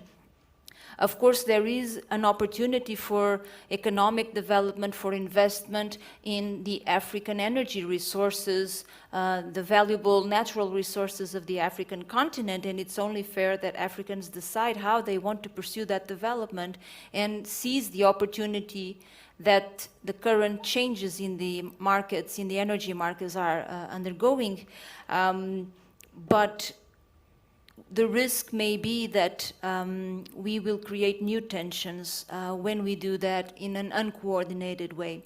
I think it has been quite stimulating to see some of the bilateral dialogues that are ongoing in Africa for partners to team up and have joint developments of energy projects. So that is quite encouraging and a sign that there is also political maturity among African cooperation formats that needs to be seized and supported. So that is quite stimulating to see. But certainly also from the perspective of the management of ocean and ocean-related infrastructures and investments, energy resources that the ocean may make available to us require a delicate management, because there is a large interest in many of the activities that are taking place in the ocean. We can speak, of course, of the need to protect free trade and commerce that travels along the Atlantic axis. And, of course, sovereign states have a responsibility to ensure that free trade continues. There is a sovereign responsibility of states that free trade happens in the high seas without disruption. We also have issues related with the use of the ocean for new infrastructures, for energy development, for clean energy development, so wind farms and other forms of sea-based solar panels, for instance. So there is a huge technological jump that we are facing that could be very valuable for African economies on a short term, immediate term, but also generally speaking. But that requires, again, an optimal use of the ocean space, the security of these infrastructures, and the assurances of global connectivity. And that, again, can only be pursued and accomplished through cooperation, because the levels of investment that we are discussing are significant, and because the transfers of technology and know-how need to happen through these cooperative formats. I believe the partnership between the European Union and the African states is key to that process, but also with the United States and other global powers. So in that sense, there is a great deal to be done there. There is nevertheless a series of challenges that were there prior to COVID, prior to the war, and that we still need to tackle now with these two consecutive crises, making them, in many cases, much harder. So it is important that we do not forget the challenges that were there prior to COVID and to the war. And the Sahel was just extensively mentioned here, and we share that view that we need to understand how illicit activities at sea, for instance, can impel the conflict dynamics in the Sahel into levels that go beyond our control. So it's quite important, in our view, that we keep an open, a close look at the dynamics of illicit activities at sea, crossing the Atlantic every day, and support states along the African coast in monitoring and tackling these very profitable activities that are taking place, so that they do not link with terrorist groups and other disruptive forces that are shaking the continent. And of course, this is also in European interest in itself, to support our African partners in tackling this. So there is here a lot of work to do. I would perhaps make two other remarks. One of them has to do with something that Andrea mentioned, that he spoke about a reinforced multilateralism. I was coming with the a very different sentence saying that we are facing a weakened multilateralism. So there might be something there we need to delve into, because I understand the point that was made, that it's true that among European countries, NATO allies, the cooperation has exceeded all expectations and the level of alignment has been outstanding. But when we look at other multilateral formats, we may in fact be facing a lack of will to work more on COVID impacts through multilateral formats. We will have other forms of pandemics, AIDS pandemics, and others who are still lingering and affecting the continent. You have development strategies that may be faced with difficulties, and multilateralism may be weakening in some areas where it's more needed for African partners. So in that sense, it may be a stronger multilateralism in the north, but it's certainly facing difficulties in providing responses to the global south and to Africa in particular. So that is one of the issues that it is worth perhaps looking at. I would leave it at there as well, and then come back for questions that may raise for the audience. Thank you so much.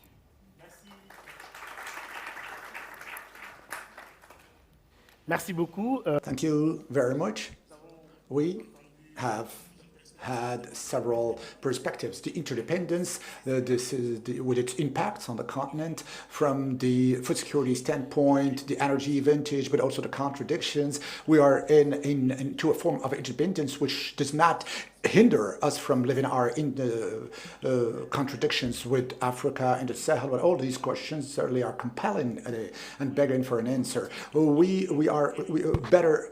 Less compete and cooperate better. Not cooperate less, but cooperate better. Sorry, cooperate better. So all of these remarks certainly would have led to questions. We have about 20 to 25 minutes of Q&A sessions, a debate time offered to us, and I think we can open a Q&A session, very short and well run, so that everyone who so wishes may take the floor. Thank you. Any comments, remarks, questions? Feel free. Yes, I can see a person asking for the floor. Please, your name and your organization, if any. Well, good afternoon, everyone. Thank you, Chair of the panel. Thank you to the panelists.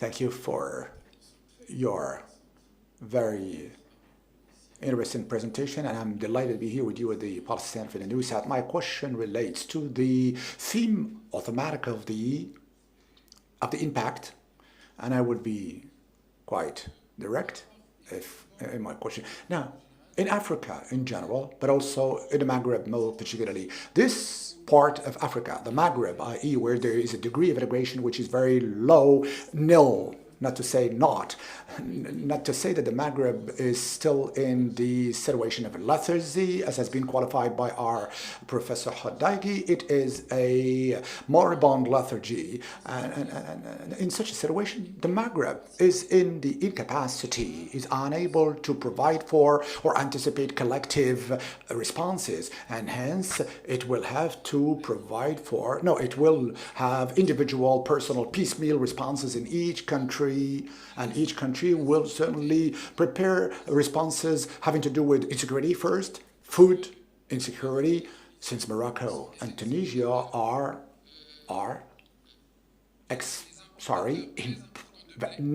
almost very net importers of wheat and grains, and as we know, wheat hail from Russia and Ukraine in very significant amounts.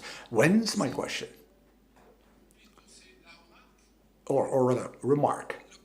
The problem is not rightly so the impact of the war. It is rather, when is the time? When will Africa and Maghreb regain their sovereignty? This is what we're talking about. Since Africa is a very rich continent, and here talking about the impacts, food and energy impact.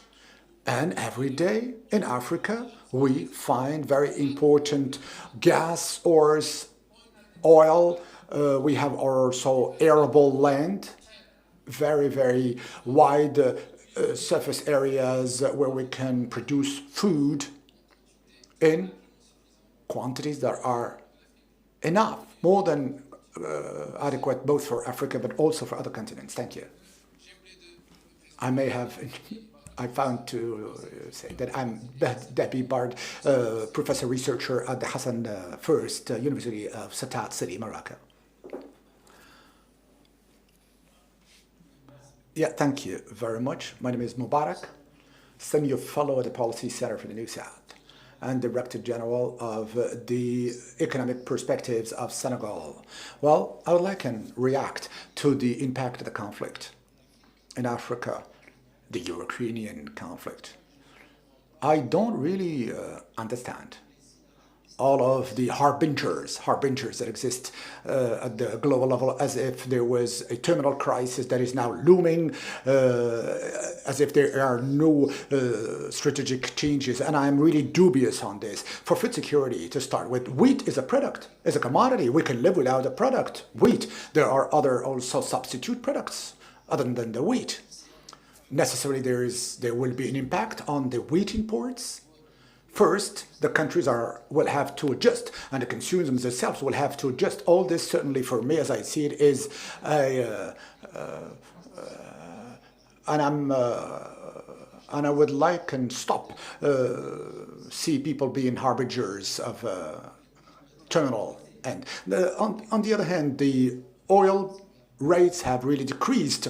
I don't know how we say that in economic terms. There has been a peak, an apex, an overshooting, as we say. Now we've reached 140. Now today we are 106. So where's the problem? So for me, this is something that we will be able to overcome. Now, inflation-wise, I was myself looking at the inflation figures in Senegal, where we stand at 8%.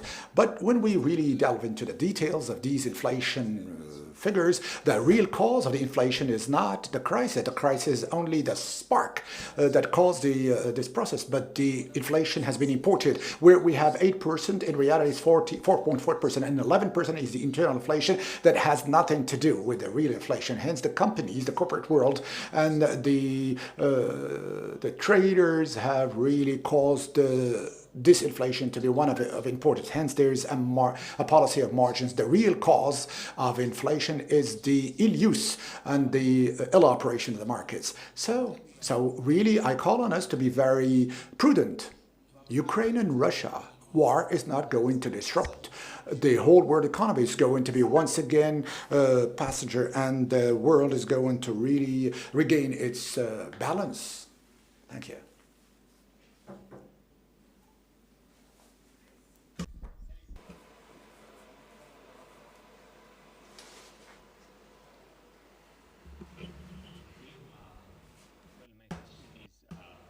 When you talk about this bonsoir à impact. tous. Je suis Diarra Lassina, enseignant-chercheur. I'm Dira Sina. I'm a researcher at the Research Institute of Abidjan. Sorry, little confusion. I am at the University of Abidjan and also work for the Timbuktu Institute of Abidjan. I would like to thank the panelists for the quality of the different interventions. It was very interesting. So, well before talking about the impact of the conflict between Russia and Ukraine, I was reading a book by Philippe Boulanger that estimated that Africa was to be understood in a global, important context. From 2020 to 2050, the African colonies were to be divided into 7 kinds. Those that were influenced by the Western world. And at the time, it was very important to understand that distribution. The crisis between Russia And Ukraine at the time has demonstrated how important it is to understand how Africa works. Why? Because you need to understand that there are a few underlying phenomena that are very important. Aging and the lack of adaptation of the world order that preceded or appeared after the Second World War. Now it is about rewriting a new world order. And it is very important. That's why this conflict invites us to carry out this reflection in Africa. And the question I'd like to ask very quickly is, what is the strategy? What will be the strategies that Africa should implement so that instead of being a victim with regard to these conflicts, could draw opportunities from this conflict to redefine itself in the global configuration, or the global, or the African situation at least.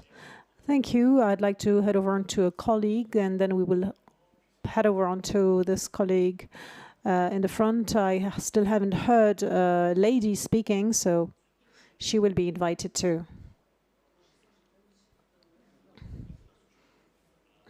My question is related with the theme of the conference itself is about the impact of Russia-Ukraine war on Africa. So in most of our discussion, sorry? Yeah, my name is Kidane Kiros. I'm working at Mohammed VI Polytechnic University, and then I'm senior fellow at CNS.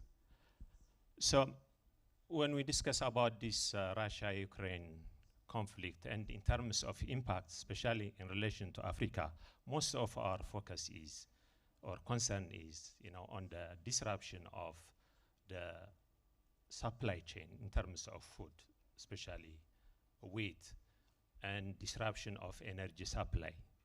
But my question is, what about the impact of this conflict on Africa in terms of peace and security? I mean, what is your reflection on this particular issue? Thank you.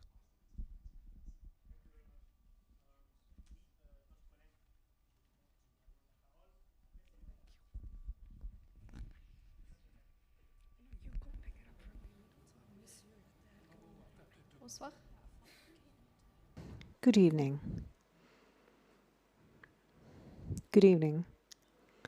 I'd like to first thank the Policy Center for this very important event that they're organizing, as well as all panelists for their interventions. And I'd like to say my name is Mariam Qurshi. I'm in Public International Law PhD, and I am a professor and researcher at the Hassan I University here in Morocco. So I'd like to get back to the point that deals with the provisions of Chapter 7 of the Charter of the United Nations regarding the upkeeping of peace. Of course, just after the break of the war between Russia and Ukraine, everybody started wondering what kind of peace are we talking about nowadays on the international stage. Even more so because you said that we are now in a new international community, and we are getting out of the classic kind of community that was known so far under the international standpoint. So what kind of peace are we talking about nowadays? And we want to have a degree of assessment on a scale from 1 to 10. What is the degree of evaluation that we can give to peace nowadays in terms of international peace? Monsieur. Thank you. Good evening, everyone. My name is David Michael, and I am a son to the Policy Center for the New South.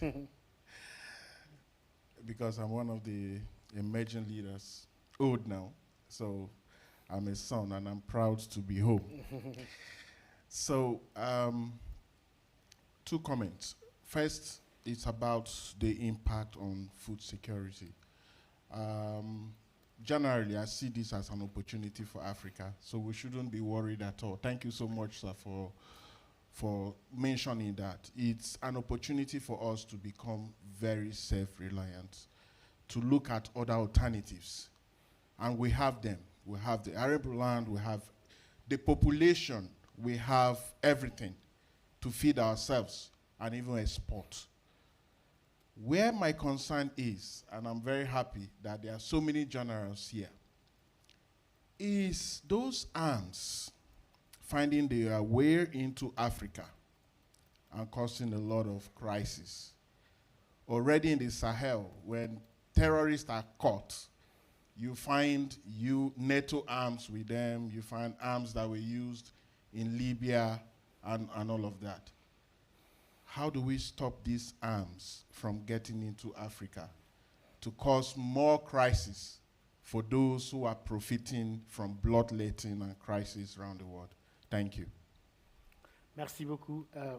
On prendra encore deux questions. Thank you very much. We're going to have two questions before we give the floor to the lady there in the first row. I think you have asked for the floor. Thank you very much. And after you will be having the floor, gentlemen. Well, bon après-midi. Bin Hasnawi, professor of political science at the American University in Kuwait. No, indeed, that we have seen that there is real impact of the Russia-Ukraine on, war on Africa, and I'm going to weigh my words. The war between these two countries is a clear and present danger to multilateralism, and we have seen some African countries which rely heavily on trade with Russia on Ukraine, notably and particularly wheat, steel, and the fertilizers. Now, the disruption in these imports have adversely impacted these African countries. Now, in your opinion, what are the areas that can be prioritized by African countries and their partners to be a bit self-reliant? Thank you. Merci beaucoup. Monsieur, vous avez la parole. Very much, sir. You have the floor. I think that we are going to have, after this one question, another one last. And you, I haven't forgotten you. Please, sir. Thank you. Thank you, Mr. Chair. Aziz Atbihur from Mohammed VI University. Thank you to the panelists. Fact is this presentation on the impact on Africa, I think no one can ignore this impact being present. The question is, can we ponder together on the responses to be given to these impacts, and to what extent can we together put our heads together to find solution by and for Africans? So these are the real questions today to be raised and asked. Thank you very much. It was very short. Thank you, madam. You have the floor. Yeah. Well, of course, as usual, women always have the last word. Je pense, si vous le dites. Bakary really, he put the light on me when he mentioned that no woman is asking a question. But also, it's really great to see a woman sitting there in a panel about war and security. And my question is to you, madam. So you mentioned the nexus between illicit trade and terrorism, and this is key, important in the Sahel region. We know that border security is important, but we would like also to know your reflections about the importance of addressing the root causes, not only of terrorism, but also organized crime. So thank you. Merci beaucoup, Zineb. Zineb, oui. Zainab Benalla, indeed. I'm an expert in counterterrorism, violent extremism, and a long friend of the Policy Center of the New South, and the friend of Bakary. And all the colleagues in Niger. Okay. And the colleague in Niger of Bakary. Thank you. Okay, thank you very much. Nous avons vu We've heard the questions so far raised. I'm going now to ask you. Now, the question on the incapacity of the Maghreb and Africa in general to produce solutions. Now, this has been a recurrent theme. We have also what African strategy, I think, to general, and the question of Chapter 7, of course. Here again, others may also provide their own inputs. And hence, we start by general on these very questions on the African strategies, Chapter 7, and question of the African strategy. What African answers/responses to be given? General. Okay. Again. Yeah. two questions. Yeah. It is about can we expect and what strategies. And someone also mentioned the Chapter 7 and other issues related to peace and security in the continent in times of this conflict in Africa. Okay, thank you very much. Thank you. I think I'd like to take a swipe at, or an attempt at one who made reference to Maghreb and what they could do, you know, rather than piecemeal responses, whether they could. Well, I'm not an expert in what happens in the Maghreb, but since they are part of Africa, I would like to take a look at seeing minimizing dependence on imports. So minimizing as in, if it is agro products, let's probably take a look at biotechnology as in improved seed variety. I did in my introductory remarks talked about in my part of the world, agriculture is rain-fed and there's minimal irrigation base. These are areas that we need to look at, and then once we minimize dependence on rain-fed agriculture and go much more into irrigation. There are so many bodies of water, rivers running. I recall in my country several years ago when the late Muammar Gaddafi visited, and the Volta River runs the entire length of Ghana into the sea.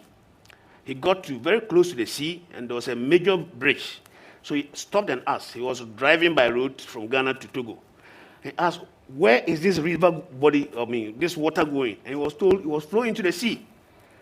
And he couldn't imagine because he was desalinating water to drink in his part of the world. And so the resources are available, but leadership is key. Someone has said, Churchill is reported to have been quoted, but you can't find it in any of his writings, that in the midst of crisis, there's opportunity. So if we have the leaders, the time is now. By the time we are coming out of COVID, by the time we are coming out of course, as for the war in Ukraine, you can't tell, because Putin says that this is the end of the unipolar world. And you also know that he has an imperial Russia ambition. And so we must prepare for a very long, drawn-out conflict. And as to the security in Africa, somebody asked that we should grade them, on the scale of 1 to 10. It will be very difficult globally, very difficult. In Africa, if I have to grade security in the Sahel, it will be different from among the coastal states.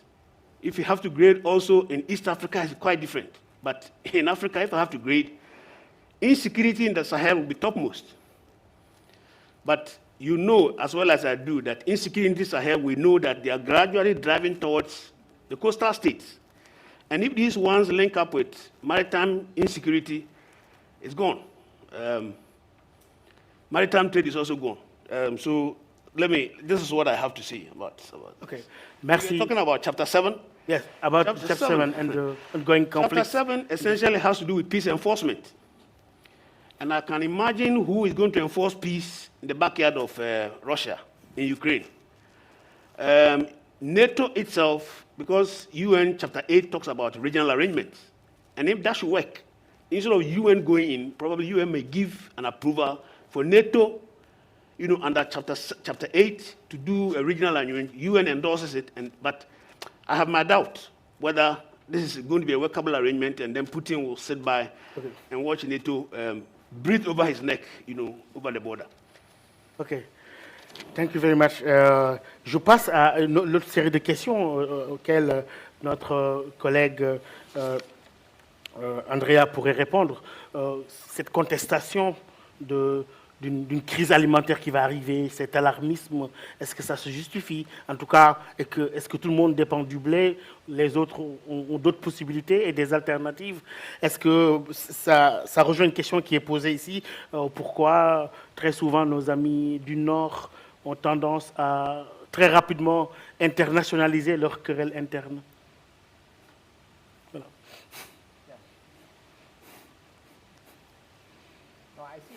See the point again.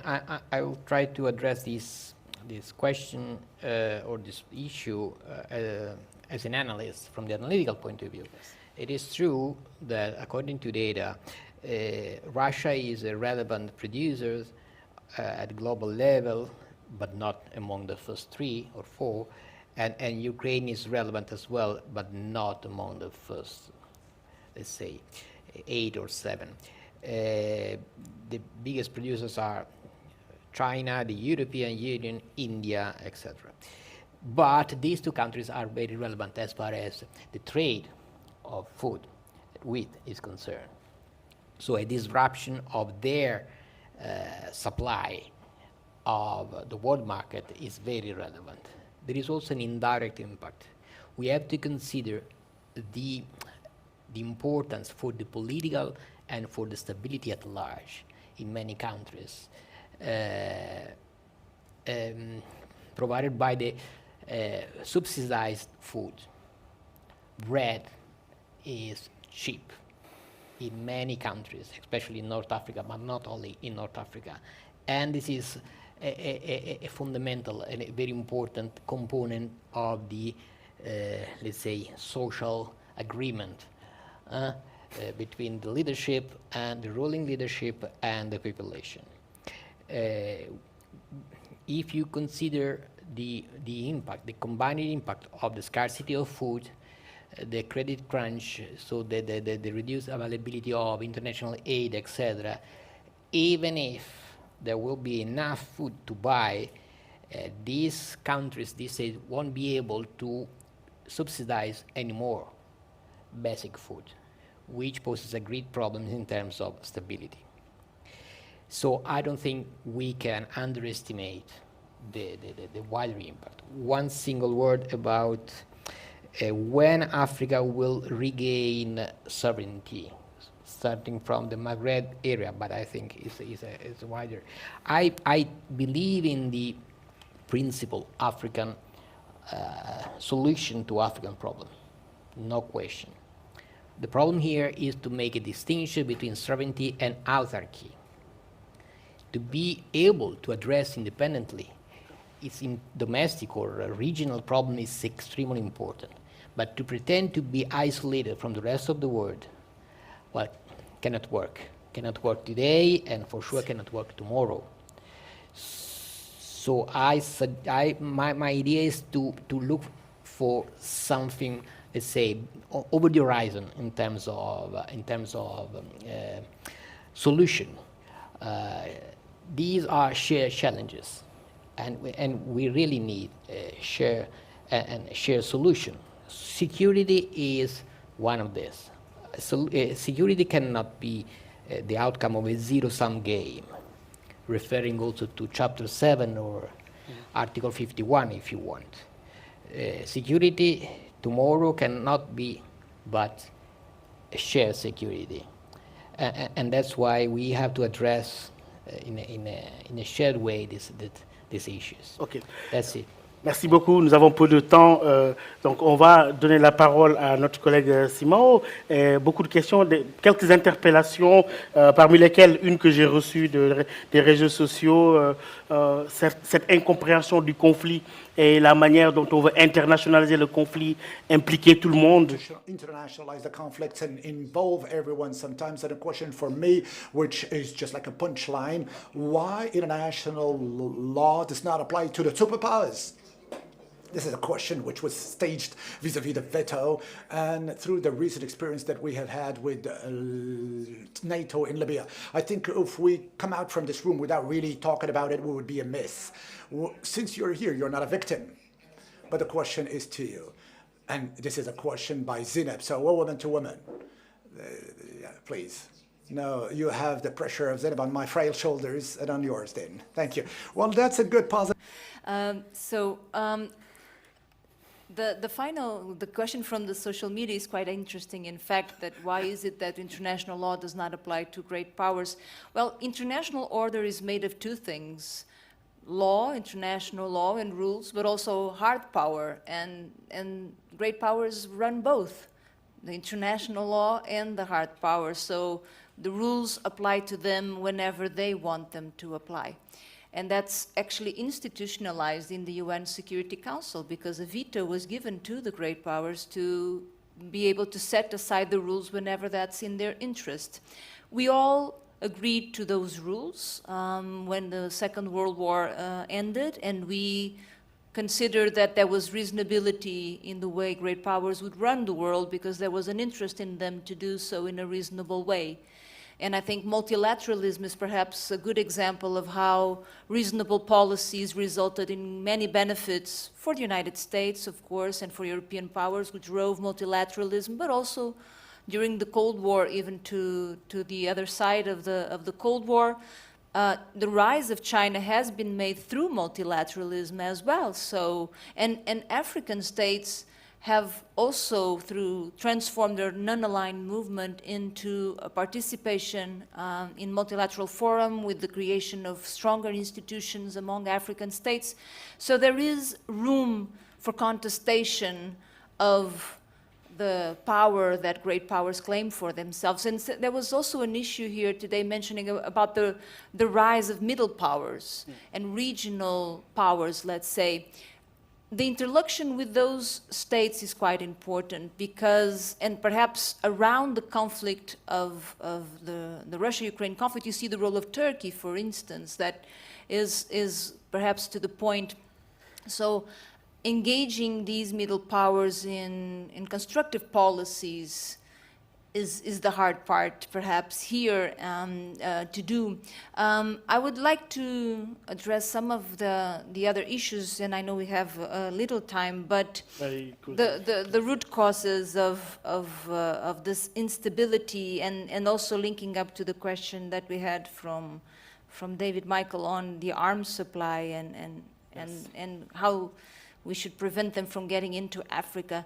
This is fundamental in my view. Unfortunately, I do not have the answers, but it's a question we should keep asking. And we should look at the flows of these arms supplies that go into all conflicts and certainly are going into Ukraine as well, and demand that we know where they end up and who is taking care of those arms supplies. European powers have been very quick to support Ukraine, as they perhaps should have from the very beginning, and we all reject aggression as a tool for international politics, but we must be responsible with the support and the aid that we provide. So there is a responsibility there to keep track of those equipments, to make sure that they don't end up creating more problems away from home. So I would totally support that the issue is quite important, and it goes straight into your question about the root causes of conflicts and the need not to feed conflicts any further. Merci. Am I on time? I'm on time.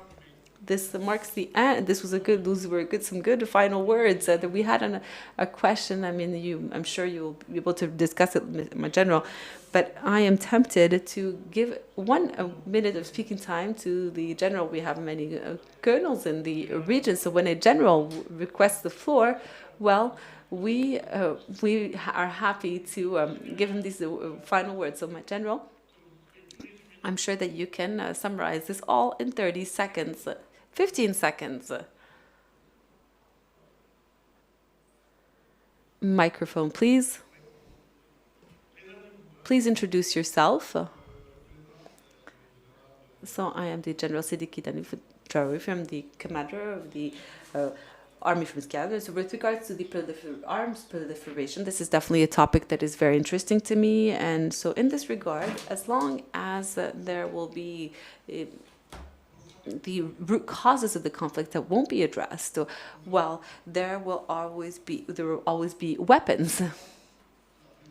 There is obviously then the presence of weapons that arrive from outside the states, but also within the states themselves. There are weapons that are manufactured, and so we realize that when there are the causes of these conflicts, well, we find these weapons, and there are some artisanal weapons manufacturers, and this goes from machetes to hunting rifles, and we obviously can see the impact of the Africa. I mean, the impact of the Ukraine-Russia conflict on Africa, and this And this also takes the attention away from the actual conflict that we have in Africa. Thank you, my general. I would like to end on the issue of the Maghreb. And so I believe that this issue, as you know, 75% of what we call the Arab world geographically is located in Africa. One of three Arabs is African. And I think that the solution of the Maghreb is an African solution. And in this sense, I believe that Morocco has some great practices and some great ideas. And it's definitely worth exploring solutions. But the return to Mama Africa is a great potential solutions. So it's important to show solidarity. So thank you to the panelists. I'd like to give them a round of applause. Thank you for your insightful questions. This was a great moment of exchange and dialogue. Thank you once again to the Policy Center. Thank you.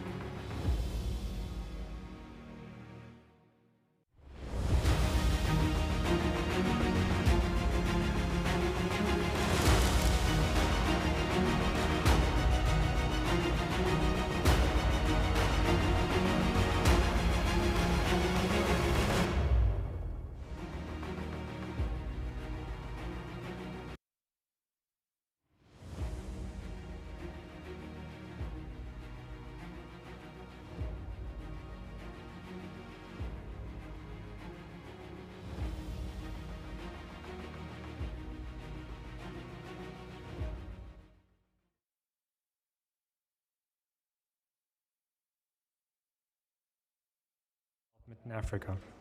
Mastering both processes requires a better understanding of the nature of conflicts, the mechanisms of resolution, and the conditions for sustainable peace.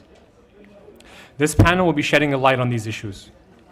Please welcome the moderator, Leon Hartwell, Senior Advisor for the Central and Southeastern European Program at IDEAS, London School of Economics, and the speakers, Jalal Abdellatif, Senior Fellow, Policy Center for the New South, General Biram Diop, Military Advisor, Office of Military Affairs, Department of Peace Operations, United Nations, and General Mohammed Znagi Sid Ahmed Ali, Head of Defense and Security Department, G5 Sahel.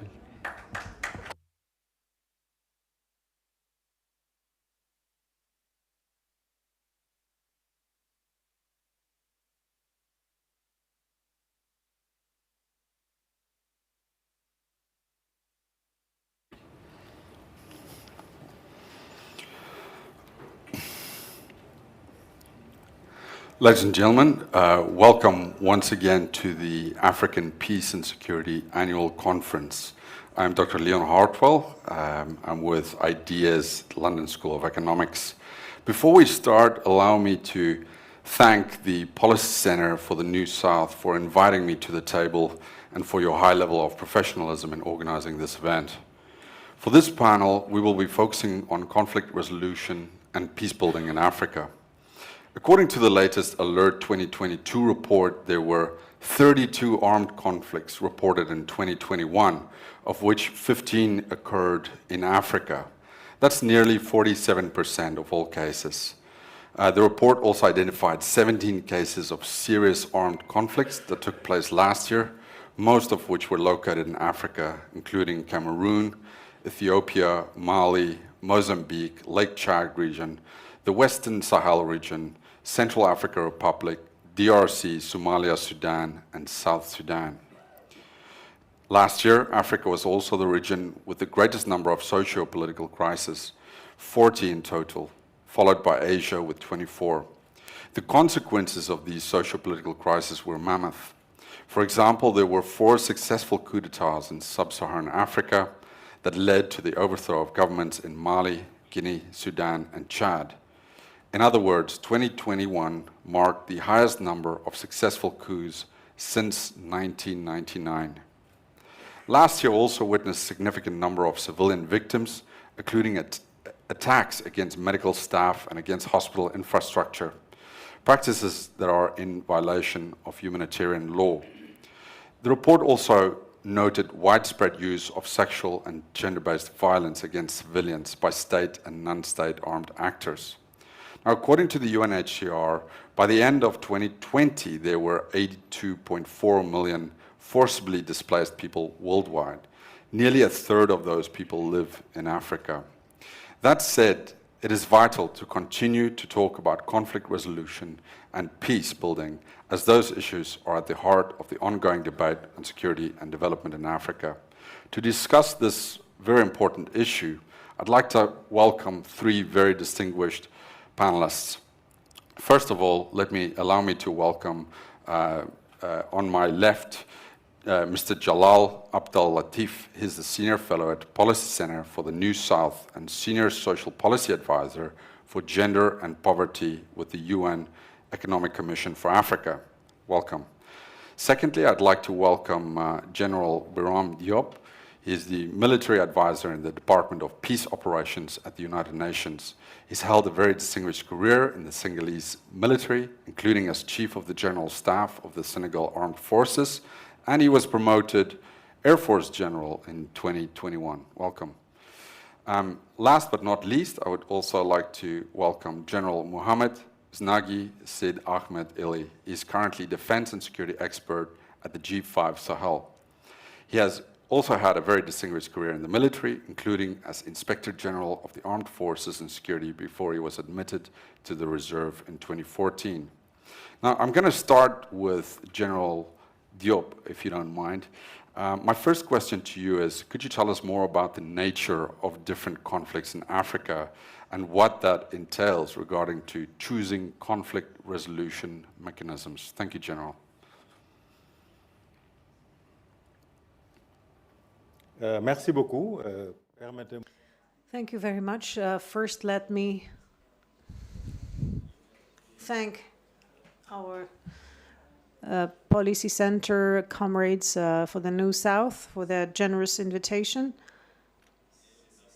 and encourage them for the excellency of the work that they are accomplishing in the framework of security reinforcement throughout the continent, but also endeavoring for its stability, therefore conditions for the development of the continent.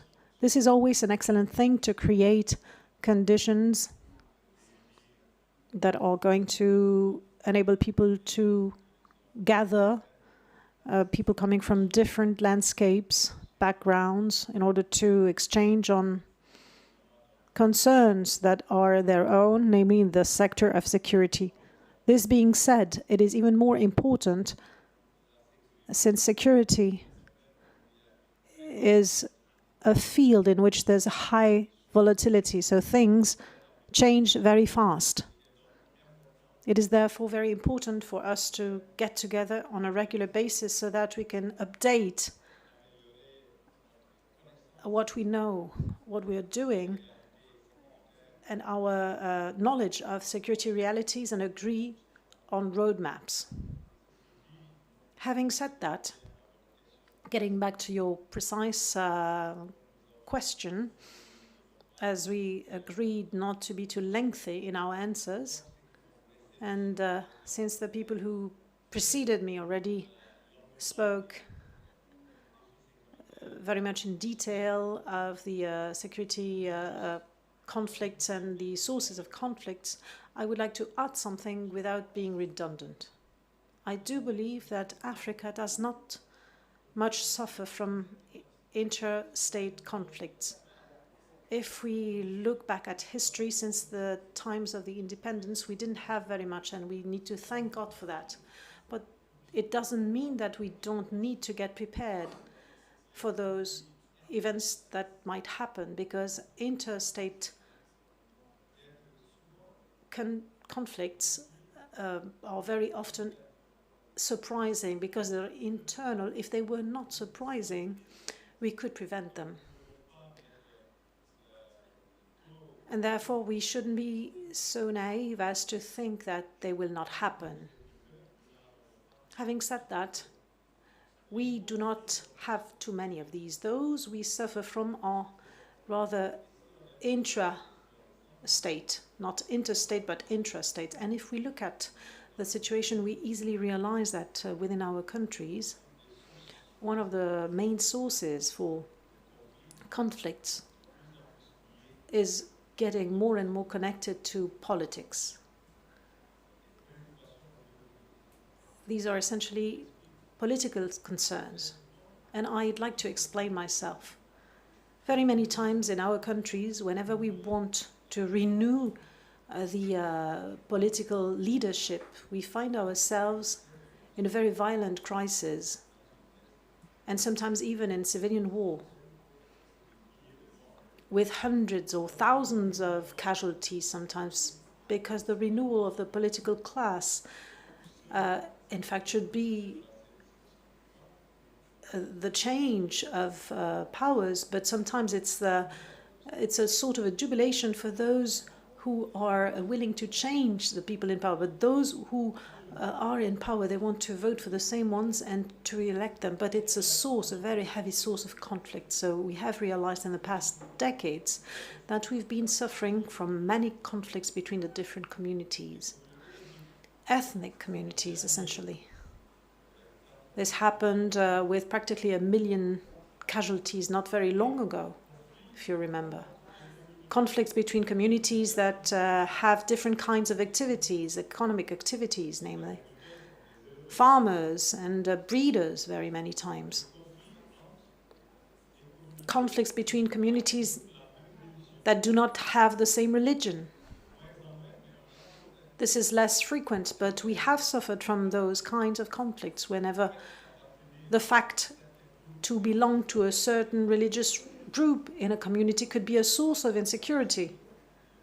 And there's also the fact that very many times we do suffer from conflicts between the community of men and the community of women in some specific places, where the very fact of being a woman could be a source of heavy discrimination, of frustration. And therefore conflicts sometimes are not open. These are not spoken conflicts, but silent ones between the community of men and women, between the community of young people and the elderly, because some reproach to the others things that they do, and these things do not create favorable conditions for the full blossoming of these youngsters. And the list is quite long. We also suffer from the consequences of climate change, with a problem of access to resources and the scarcity of land. You name it. This is the typology of conflicts that we are facing. And I must say that conflicts have this likelihood that makes it that sometimes they have a social face, a very social face. This leads us to think that the mechanisms of handling these conflicts in the framework of our prevention efforts, in the efforts that we deploy for the resolution of such, are mechanisms that should be focused on the communities themselves. If they want to guarantee the grasping of those conflicts, if we want to promote a participation within the resolution, because if those who suffer from conflicts are not actors of the resolution or the prevention, it would be very hard for us to be able to prevent or solve any conflict in a sustainable manner. Yet these are mechanisms that should privilege negotiation, inclusion. We cannot afford to leave a single fringe of the population or of the community aside. We need to further understand that conflicts have always existed. Since humankind has existed and it will keep on existing, it is impossible to live a life when no conflict happens. Conflict is the very nature of life. They will only change formats. This leads me to say, and I shall conclude on these words, that these mechanisms should also evolve within a momentum that shall enable them to reinvent themselves, to adapt to this ever-changing world in adequation with the constant evolution and the typology of conflicts. These mechanisms must be sufficiently flexible so that they will allow to deal with one type of conflict at a given moment in time, to then move on to another type of conflict with another solution. Due to the very fact that these are extremely volatile, but also mechanisms must be differentiated, because these very conflicts depend on the space where you are.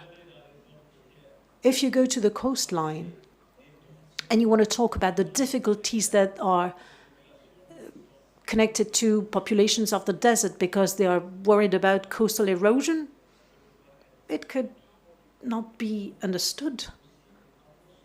So a local approach of the management of these conflicts is fundamental. And we should not forget, of course, that most of our conflicts are overlapping, they are connected. So we need a global approach too, but we need to remain humble and understand that we can never solve all these conflicts. We can never prevent any conflict. We must be realistic, considering that some can be solved and some others will remain unsolved.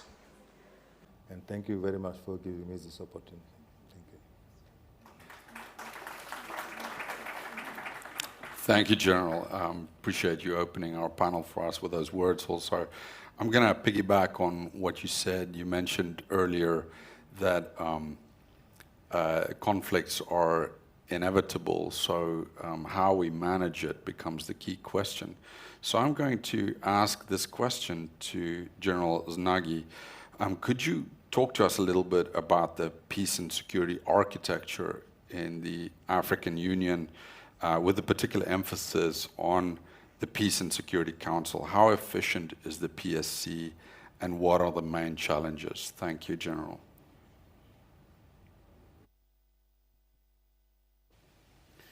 Merci. Thank you.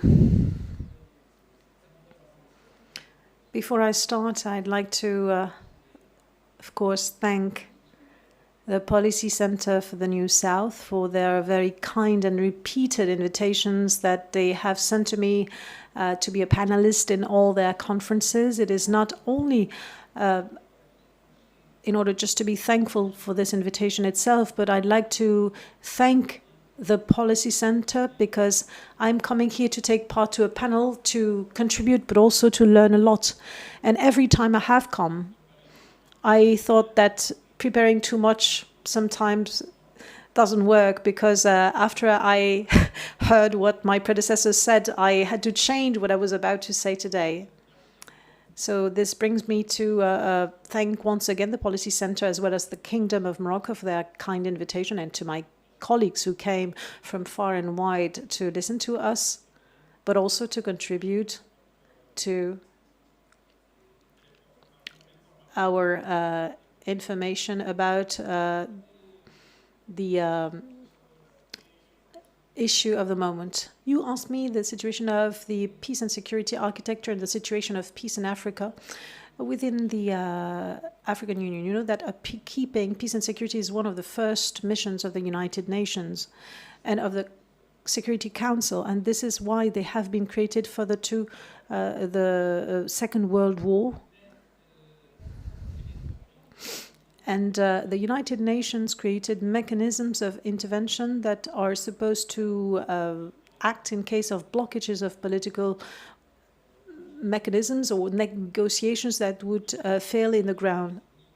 Therefore, these peacekeeping operations are extremely necessary. Having said that, the United Nations, as you may know,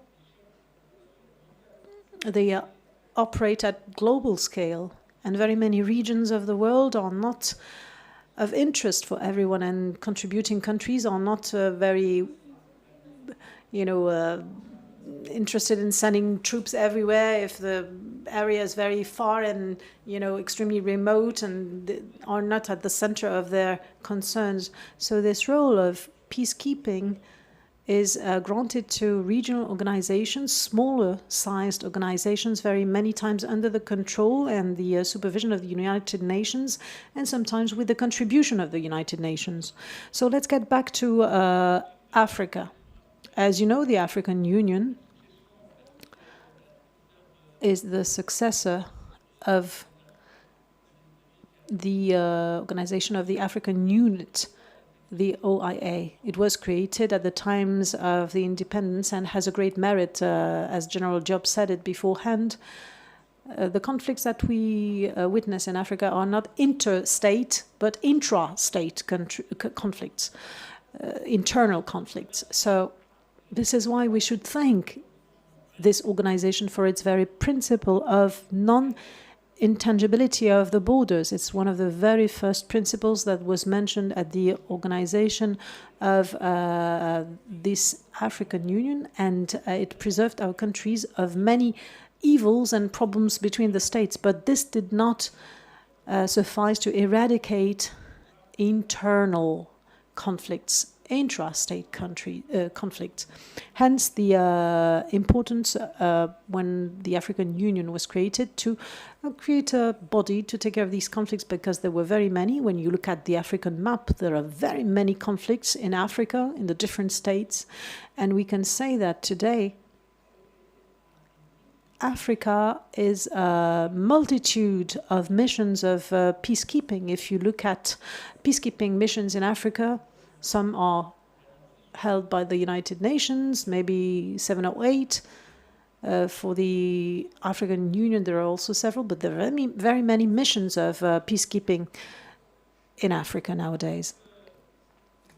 So Africa mobilizes a large number of missions for peace and security, and the safeguard of peace and security can only be a priority for the African Union as a complement, of course, to the missions of the United Nations, as I said, and you need to involve the continent in the preservation and the management of regulation, settlement of conflicts and crises within its realm.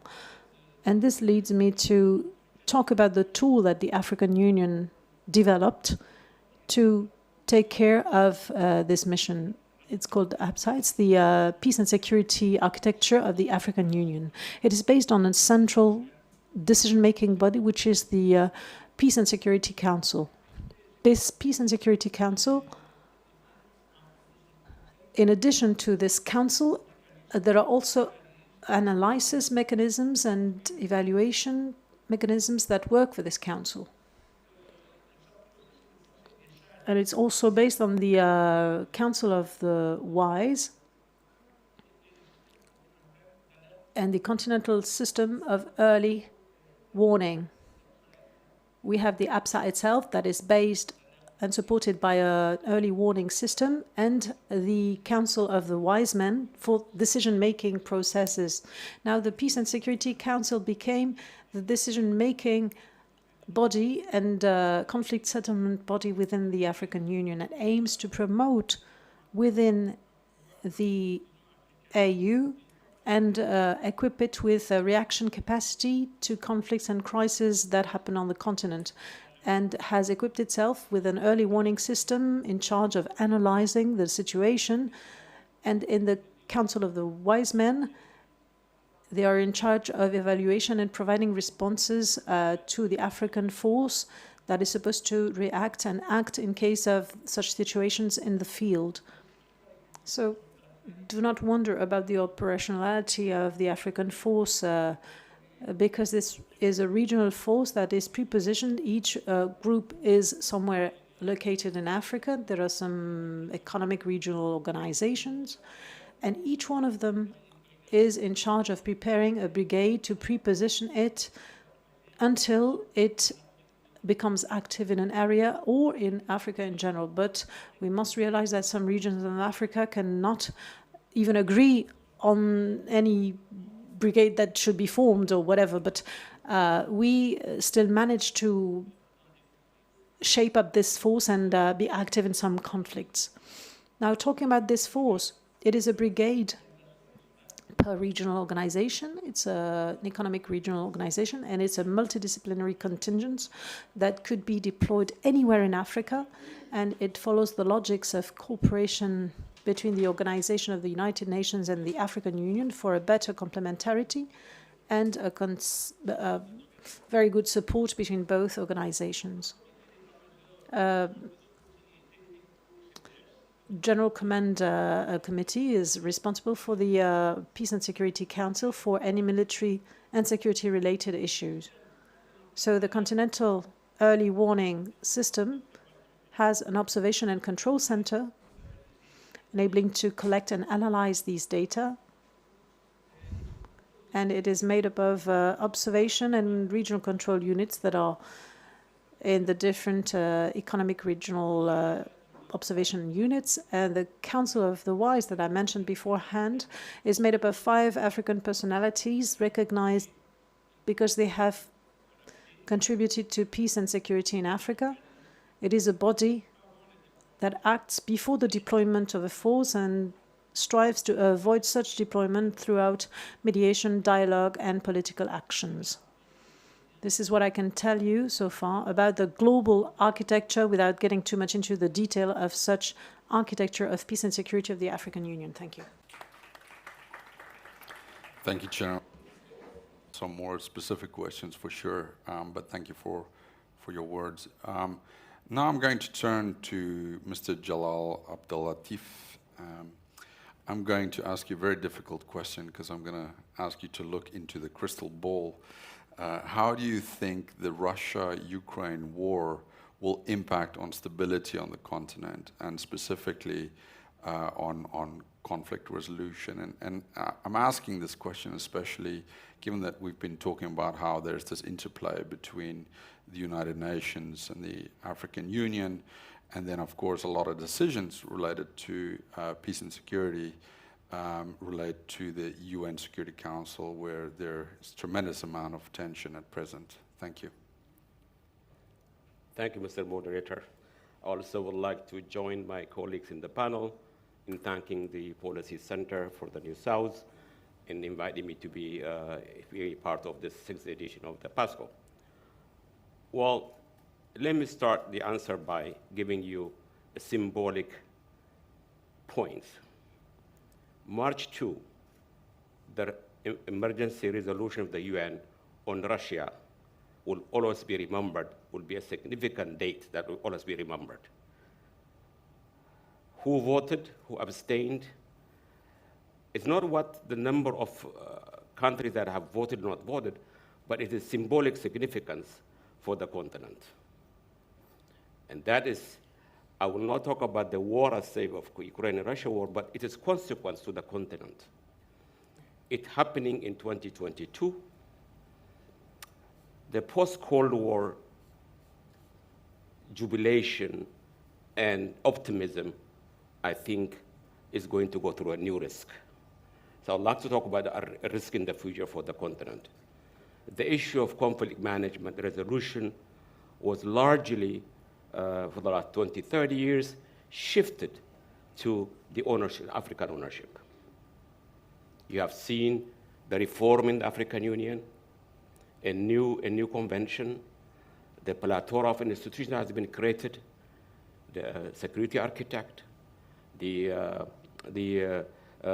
you call a panel of the wise, the early warning system, the standby force, all of this composition institutions with the African member state, and especially the very progressive and very active leaders in the continent came up with this brilliant idea so that we can take our issue to our own.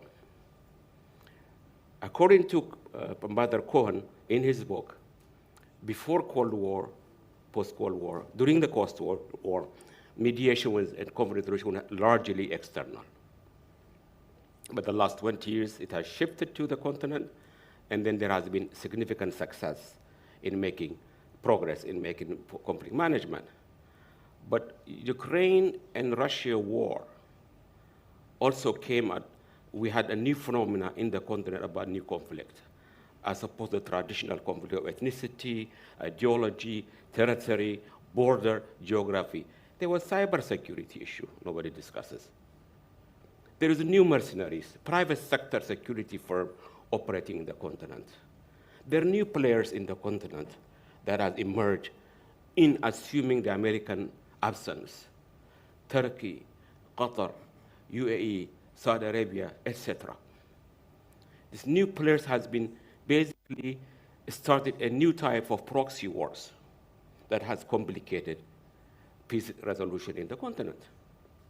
Another element is the drug trafficking along the coast. So while this was happening, emerging in the continent the last 5 years, suddenly Russia-Ukraine war. Russia-Ukraine war will define, this is my personal opinion, this is not my UN opinion, it will define the next 10, 20 years, where are we going? The UN-China rivalry, I call it rivalry, is poorly perceived. Give you an example. I'm from Ethiopia. People think Ethiopia has been driven by Chinese.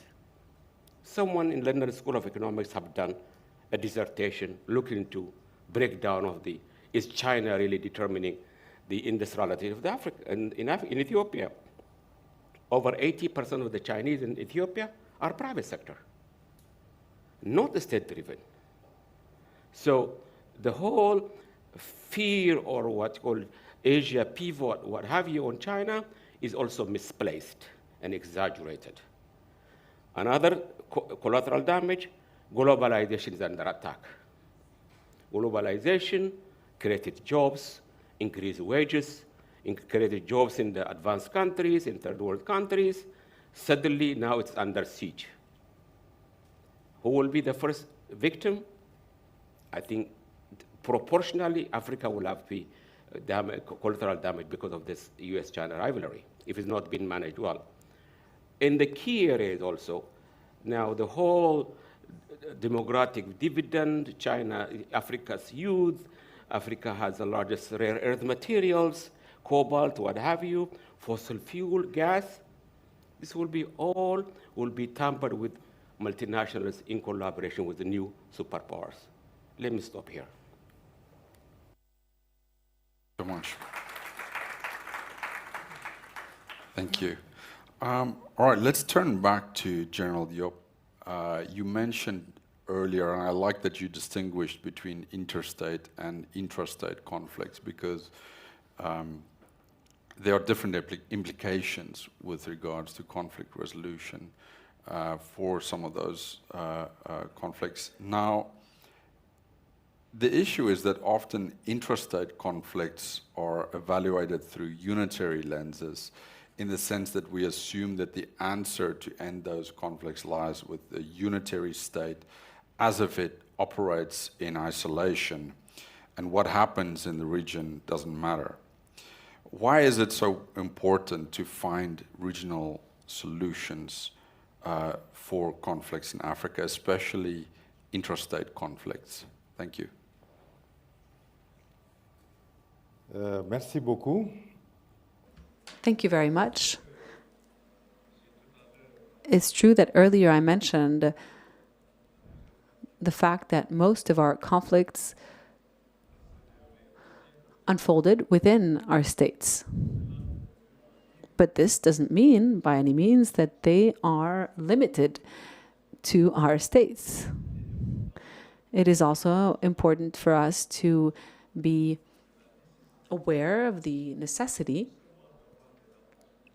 not only to have national approaches, but also to have sub-regional, regional, and even continental approaches. Because as you all know, our states are intrinsically linked. Often we have different states that interact, but with a single population. The populations here and there, where these borders that are very much fictitious, that aren't very meaningful for the populations that live here and there, end up being very close relationships. And everything that happens in one given country with what we call the butterfly effect immediately has an impact on the neighboring country. As such, we share with these neighboring countries what we call a collective security, which results in the fact that we need to band together and join forces to address these concerns, these security concerns. We do not necessarily wait for things to turn sour before working together. I mean, we need to join forces while things are not yet negative, and we need to learn how to work together. I mean, we need to work together optimally, and to see all of the principles that we consider to be fundamental in everything that we do. And so we need to agree on the fundamental principles, on the values that we share. We also need to ensure interoperability in terms of procedures. How will we work together? Because having the desire to work together is one thing, but actually working together and effectively working together is a whole other ballgame. It's important to establish procedures upstream before things turn sour. But also on interoperability, even with the equipment that we use that we to dismantle our conflict. So this sub-regional dimension is fundamental, but we need to address it beforehand, before it's too late. And to address it, it's important for the different parties to be convinced of this relevance, and this is also fundamental. So there's this educational and pedagogical approach to be taken to ensure that all stakeholders are aware and convinced of the central nature or the central role of this sub-regional collaboration and cooperation. So this is when, obviously, when we put several heads together, it's obviously, it's joining forces is always, together we can always address things better than if we address them alone. And so each of our states, if we take a look at them individually, rarely has the capacity that they need to be able to address these conflicts in an effective and relevant way. Our states often have very scarce resources with unlimited concerns. And this is yet another reason for us to join forces. So not only do we join forces because we share common issues, but we also join forces because we are aware of the fact that each and every one of us alone cannot make things, cannot shift things, cannot change the dynamic. And also within the sub-region, we need to think about what we can do in the region, in the continent. And each and every one of us needs to also be aware of their responsibility and accountability internationally. This goes well beyond the region. We are all citizens of the world. As a Moroccan, for example, I have a responsibility as a citizen of the world. We need to contribute to the collective good, which is our humanity. And so this is yet another reason which requires us all to band together and act collectively rather than being individualistic. This is what I wanted to say, dear friend. Thank you. Thank you, General.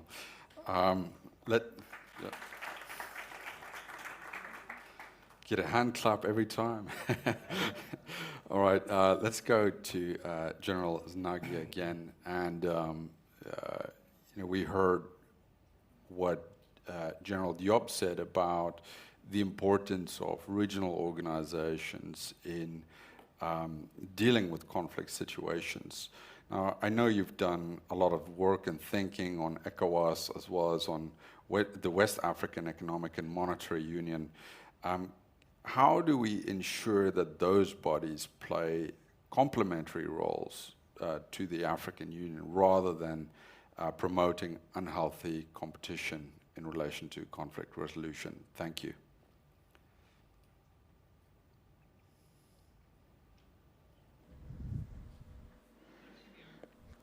Thank you. I addressed earlier this outsourcing of security or this shared responsibility of security between the United Nations and the African Union. And so the peace and security, we're talking about the peace and security. It's as if within the African Union we have this mini peace and security council. And so as such, this also applies to the African Union and the organizations that are, in fact, economic communities. Because it's important to note that Africa is divided in several economic communities. So if there's ECOWAS, whose financial arm is the entity that you spoke of, the body that you spoke of, but with the proliferation of conflicts and the multiplicity and the diversity of conflicts, and ECOWAS had to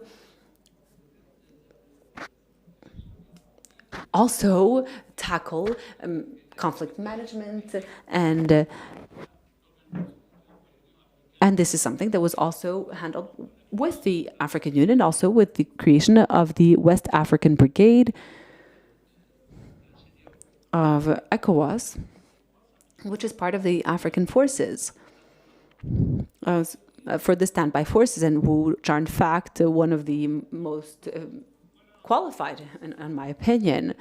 So this is why ECOWAS had to create within the ECOWAS a peace and security unit, which was led by a general from Benin, which is extremely active in the field of security and peacekeeping, and that intervenes in the control of weapons and intervenes in armed conflicts by sending forces. And so they send actual troops in certain countries. And we know that ECOWAS made military interventions in Liberia, in Sierra Leone, in Guinea-Bissau, and Côte d'Ivoire, in Gambia, and in Mali. In fact, they continue to try to find solutions here, and ECOWAS also intervened in anti-constitutional changes in West African states, and here they had their financial arm intervened, and so ECOWAS imposed very harsh sanctions against the Mali, and thankfully they have been lifted a few weeks ago. But these are sanctions that do have an impact, and these sanctions were not, in fact, whenever there is a conflict, a major conflict, or whenever there is an anti-constitutional change, well, this is one of the strongest pressures to bring the situation back to normal. So ECOWAS is not only an organization, is not only a West African economic organization, but it is a real political and security organization that intervenes in all areas related to security, whether it is in terms of prevention or restoring peace or peacekeeping, or in maintaining democracy. Because it also intervenes against these anti-constitutional regimes, against anti-constitutional changes, and they intervene very harshly. So it is one of the most active regions in the field of security and peacekeeping in Africa. Thank you. Thank you, General. Let's turn to you, Mr. Abdul Latif, again. I'm going to ask you another Russia-Ukraine question. Now, during the war, we've witnessed a range of corporate actors responding to the conflict by, for example, shutting down operations in Russia, or even providing some form of direct support to Ukraine to rebuild its economy. What lessons did you take from those actions? And do we also have to have a more focused discussion here in Africa on the role of responsible corporations? Thank you. Thank you. I'm not sure if this is the case of the private, if you talk about the role of private sector in the war of Ukraine-Russia is more relevant to Africa or not, but one thing is very clear is the private sector has to have simple rule: do no harm. Don't exacerbate conflict in where you are operating. Look at the oil and gas private sector role in Nigeria. Look at the mining sector in DRC, in Zambia. So the proper behavior of the private sector is, I just say it very simple: do no harm, and play actually active role in reconstruction of the communities once the war is over. Thank you. Whoops, thank you. And thank you for the efficient use of time. Also, I grilled our panelists backstage on using their time very efficiently. I'm going to ask one round of more questions, and then I'll open it up to the audience. So very briefly, General Diop, because I hate to miss this opportunity, given your background, what lessons have you learned with regards to security sector reform and the importance it plays in sustaining peace? Thank you.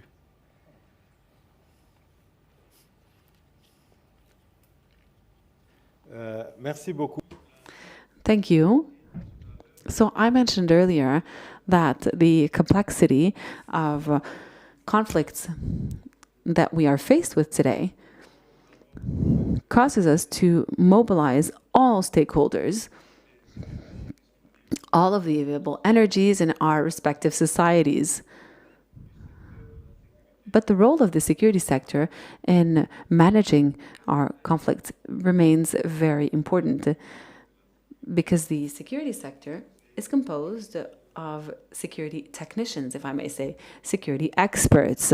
They are the ones that are the driving forces in managing our conflicts and our insecurity, issues related to insecurity. As such, it is extremely important for this security sector to be up to par. And for it to be up to par, it needs to be part of a dynamic or it needs to be engaged in a dynamic of constant improvement, to be aligned with the environment that is also constantly evolving. As we say, those that do not move forward move back. And so this is why the security sector needs to be in a constant dynamic of renewal and to be aligned with the security environment that we are in. We often made the mistake of thinking that the reform of the security sector should only happen in the post-conflict countries. Yes, it is important to reform the security sector in post-conflict countries, because often the security system is completely dismantled. It needs to be reinvented. But even in stable countries where there are no open conflicts, it is important to be constantly reforming the security sector for the aforementioned reasons. And so what does this entail? This entails having a good grasp of the security environment, because it is impossible to engage in optimal and ideal reforms if we are not perfectly clear of the shifts that occurred in our security environment. So it's important to be constantly aware, or it's important to constantly question and inspect and brainstorm, and also to take the necessary initiatives and take the necessary measures. But in all cases, it is important, when we are engaged in a reform process of the security sector, to remember that we have a security project that needs to be implemented, that needs to be realistic, consistent, and fitted to the situation. And so this draft or this project needs to be properly documented and evidenced with national strategies. And so these are not only for our citizens, but also for our partners. And so this is often lacking in our countries. This is what allows us to set the framework for how our security system is meant to operate. And unfortunately, this is often lacking. And when we do have them, they are rarely updated. Also, the reform of the security sector must contribute to handling what we consider to be the backbone of our societies, and which needs to remain strong in order for our societies to remain stable. This is what we call the civil and military relations. The reform of the security sector needs to invest in the civil and military relations.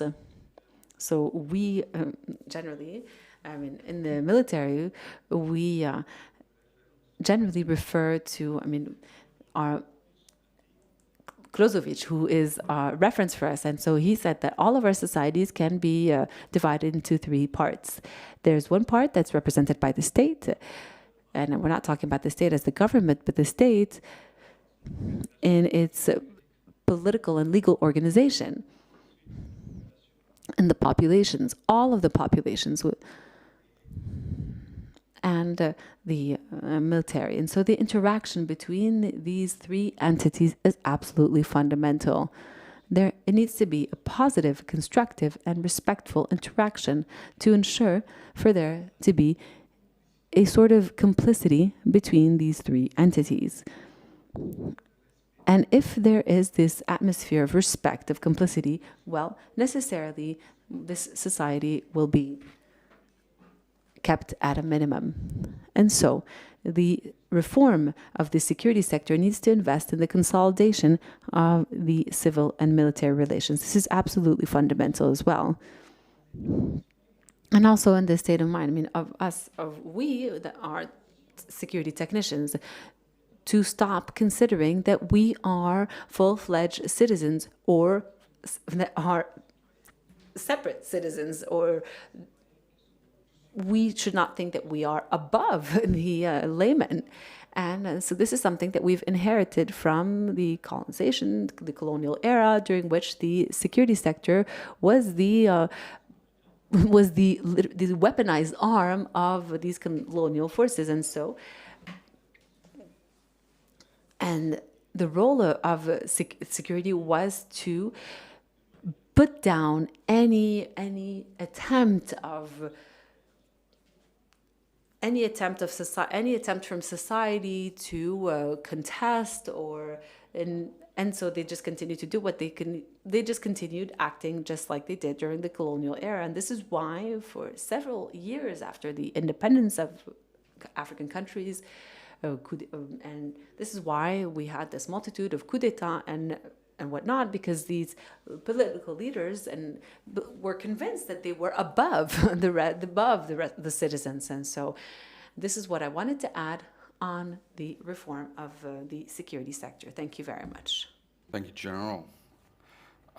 Thank you for reminding us also of that delicate relationship between the military and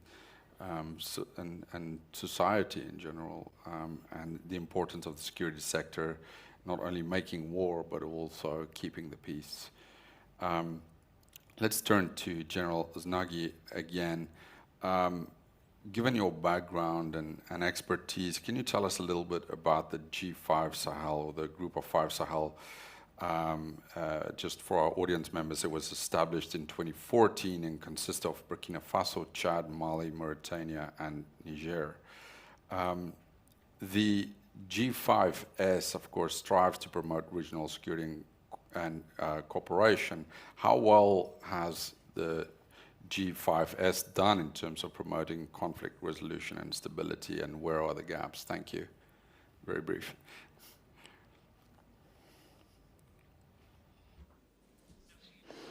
Thank you. The most challenging part is to answer briefly, because this is my organization, and I think if you could afford me a couple more minutes to answer. As you mentioned, the G5 Sahel is a sub-regional organization composed of the 5 countries that you've mentioned: Burkina Faso, Niger, Mali, Mauritania, and Chad. I won't say that these are the 5 poorest countries of the world. These are Sahelian countries that are in the Sahel region and that are impacted by climate change and by the scarcity of farmable land, of arable lands, by the development due to persistent droughts and very flimsy state structures and an insecurity legacy that was passed down from the colonizers. And so the 5 heads of state in 2014 met and they realized that alone they could not face the challenges that they had ahead of them, and especially terrorism, because back then we were starting to see the terrorism that started out. I mean, we started to see attacks in 2005 in Mauritania and Niger, persistent attacks, and in the other countries as well. I mean, it was the same story. And so they said that alone they could not face the security situation, and even less so the situation with underdevelopment. So they decided to join forces to try to get the countries out of the situation they were in. And so this is a development-based organization, and then a security organization, because in the executive secretariat of the G5 Sahel, there are 5 departments, 3 for development and 1 for security and defense, and it's the one that I'm leading. However, there are many people that mistake the G5 Sahel with the G5 Sahel forces, and they confuse the G5 Sahel with their security activities. This being said, this is just goes to say what, I mean, with everything that's happening to combat terrorism and the media, etc. But there are 3 departments aimed at development and 1 for defense and security. In fact, we cannot separate development and security. Security acts in favor of development, and development, on the other hand, also works in favor of security. And I'd like to say that today, this organization has its executive secretariat that is based in Nouakchott and has an achievement in each of the countries. For example, in terms of defense, we have created the joint forces of the G5 Sahel, and they are, I mean, the most notorious because the media, I mean, they generates a lot of media attention, and so we created the Defense College, which is a war school, and which is quite successful, and that generates quite a lot of attention. We also have trained units that are called we have forces that are made available to each of the states. At minimum, there are 2 intervention units. And obviously with us, we have Senegal, which is a 6th country. And so this project was funded by the European Union and in fact continues to generate units. We have a cooperation platform for between our police forces. We also have a regional police academy that's being created. We also have a military intelligence unit that's being created in Niamey. We also have a threat analysis center that is based in Ouagadougou. In addition, we also have a women's gender platform, a youth platform, and we also have a unit to combat radicalization and violent extremism that's very active. We also have integrating projects such as a rail project that's that will go all the way to Nouakchott, an airline, different great dams projects, communications and interconnection, etc. In terms of resilience, and in particular, what impacts the communities, we have a resilience department that handles the small-scale economy, electrification of villages, a dialogue between men and women, between the transporter villages and transporter security, because it promotes transporter projects, and so small-scale projects on both sides of the borders to, for example, to create a dynamic and a positive momentum between the borders. For example, a vaccination center for the livestock to promote this interaction between the population, to also create business and activity of the borders, because these are the forgotten areas of the states, and they have in fact become this is where the hub for illicit trafficking, for human trafficking, weapons trafficking, and terrorism today. Because currently, when you see the terrorism hubs, well, generally they are centered in these trans-border areas. And so, to see what the challenges are, well, there are many challenges. The biggest challenge are the resources, because the country are pooling their resources. But for all of these projects, we greatly depend on foreign aid, and particularly the European Union. I told you that I warned you that I was going to be speaking for a little longer. So we depend on foreign aid and European funding. Europe has extensively funded our projects, and it's important to note that the international solidarity has not matched the challenges that the G5 Sahel has had to face. And today we are faced with a major challenge, because 3 of our states have anti-constitutional regimes. They have changed their governments in an anti-constitutional way. And the biggest problem is that one of the countries is the core country around which everything was created, was Mali, that withdrew from the organization.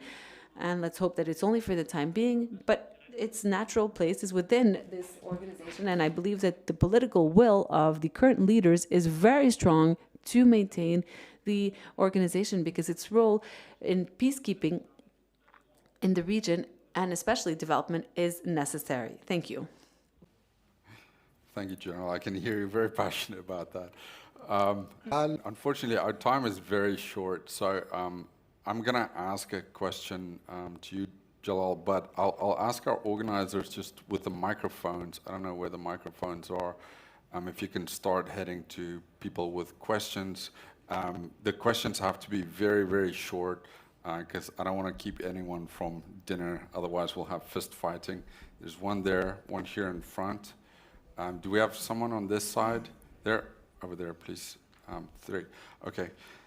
Jalal, let me ask you, I mentioned this report that came out recently, and it said that 18 of the 32 armed conflicts that took place throughout 2021 occurred in countries where there were serious gender inequalities with medium, high, or very high levels of discrimination. Given your expertise on gender and poverty in relation to your role with the UN Economic Commission for Africa, how important are those factors with regards to stability? Thank you. I mean, it's established fact that the war disproportionately and negatively affects women and girls. During war, arbitrary killings, torture, forced marriage, girl trafficking are becoming common feature. If you ask me, the impact of sexual violence against women is not only the violence itself, it's the post-violence, that the treatment that we give to women. The institution you set up to assist, traumatize families, communities, is also designing gender-sensitive development program for post-reconstruction. That may be very short. That's it. Thank you. Thank you. Very good use of time. All right. Let's start. Name, affiliation, very short question, not a statement. Thank you. Thanks. Bonjour à tous. Donc, je viens Durand de Sanctis. I am Durand de Sanctis, Professor of International Relations at the International University of Sciences Po Rabat. My question is directed to General Nagis Diop. We know that the hand that feeds the financing of the question of security also orientates politically these questions. Today on the continent, we do know a very sizable chunk of the financings that are used for the security programming come from the outside. Is it not high time for the African countries or the different organizations of security to plan on a long run their self-financing, even if it's really a very difficult question, complex, but also in the same vein to redefine their own standards of peace and security in a much more willing way than in the past, with a standard setting system that would involve the countries to really have the initiative of defense and security questions from the standard setting, normative and financing standpoints. Merci. First, I would like to thank the panelists for their presentation, very rich, and we have learned quite a lot of information. My questions are 2, in fact. First, when we're talking about these peace and security instruments, well, I may have forgotten to introduce myself, Senate Fellow de Palestine al-Haqbasu. While talking about these peace and security instruments, we've also talked about the architecture of peace and security in Africa, but there is also another which is also used, quote unquote, of African capacity of immediate response to crisis, the CAIC, which was created in 2013. And let's say that because of the standby force is not operational, albeit, of course, General Znagi said not to ask question about operationality. Where is CARIC? Is it a loss and a wasting of energy because it's there? It's a kind of white elephant. It's there without being there, and it doesn't justify the financings. And when we were talking about the Battalion of West Africa, it is true that it also acted in there are also several other factors, but it has abstained from acting in other crises. It depends, of course. Is it according to the customer, quote unquote? My other question has to really do with the maintaining of peace in Africa. You have yourselves, and you've said that you are right in saying that the conflicts are not interstate conflicts, but intra-state conflicts.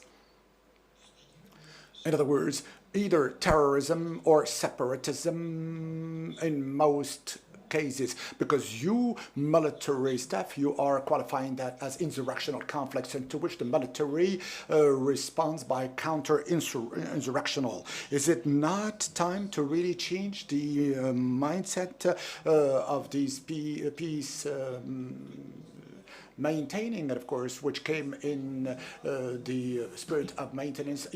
Between two states, you have state interlocutors, but these missions of peace today act in a place where there is, on the one hand, the state, or on the other hand, some organizations to which they cannot talk because these are not subjects of international law. Thank you.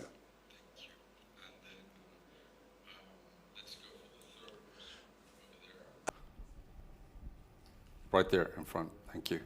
All right, I'll let General Diop go first. I know he's got a hard stop at past and has to run. So why don't you start? I think this second question was also posed to you.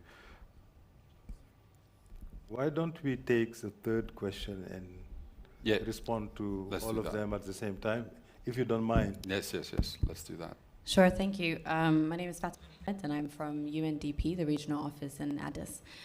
So my question is around returning back to the UCG, unconstitutional changes of government. We spoke about how we're seeing coup d'etats in Mali, Chad, Burkina Faso.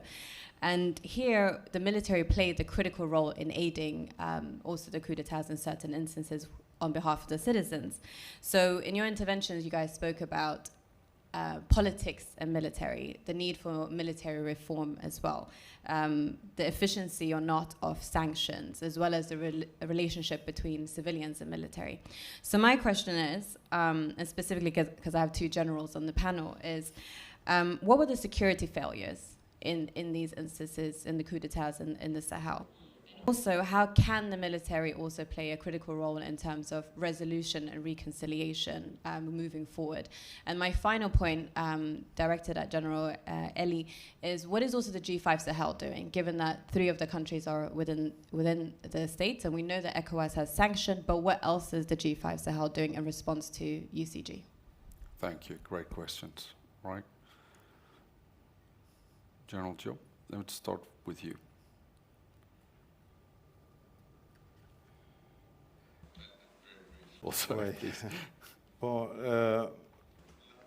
The first question pertaining to the peace and security instruments about which you have talked.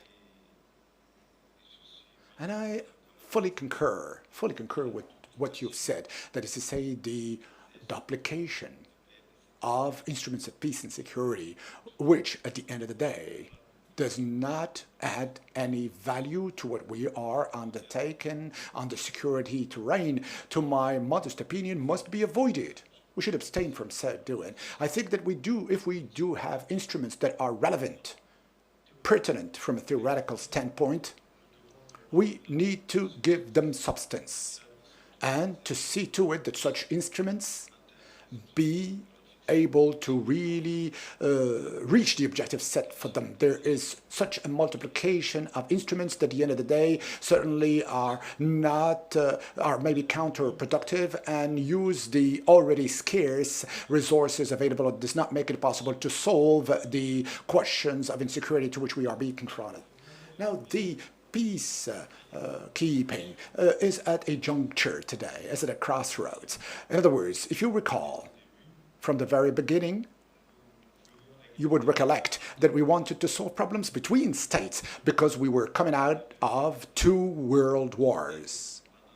And during these 2 world wars, there were states who were hitting one another, quote unquote. And we thought that we had to put in place an international institution that could be in a position that would help the peace-seeking countries to find back peace. This is why we have set up, of course, the triptych of consent. The United Nations would not go somewhere where they are not being invited to. We have to have consent, impartiality. They have to give us the credibility and the legitimacy to work. But we also need to have, of course, the legitimate defense. We use force only when we are in a dangerous situation, and hence we have non-state actors and who are not respectful of the jus in bello, i.e. the rules that govern the conflicts, the Geneva Conventions, and hence it is very difficult that we continue working under such principles. Can we expect, of course, a consent from an armed group? So this is the real issue. And the United Nations must reinvent themselves. It is an institution that has been set up in specific circumstances. Such circumstances have made that have evolved a lot. Of course, the agreement international, but we need to have a much more pertinent, relevant, adapted to today's concerns instrument. Now then, it's open to discussion indeed. But now for the coups, madam, I'm a military. Hence, there are a lot of schools of thoughts. My school of thought I would abstain not even 1 second to think that a military may meddle in politics. Where I've come from, we don't do that, madam. We are not being trained. We are not being wired to really to work on politics. We are trained to protect our states. We are trained to protect our populations. Now, there are others who may think otherwise.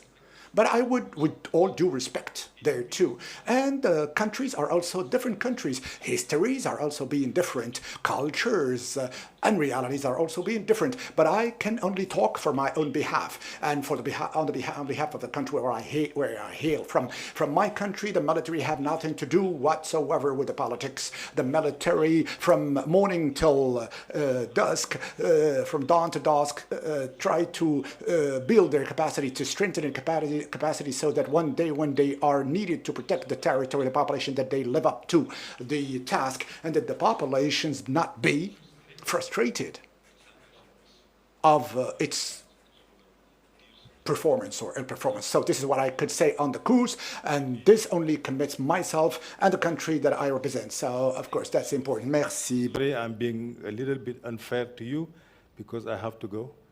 I have spoken enough. I should remain a little bit longer and answer your questions, but unfortunately, I have an urgency and I have to go. I apologize for that. I'm sure that we will have other occasions to interact tomorrow. And thank you very much. Thank you. General Znagi, thank you, General Diop. Thank you for your time. Also, we understand that you have to go. I'll give the floor then to General Znagi to answer some of these questions. Your microphone, General. No.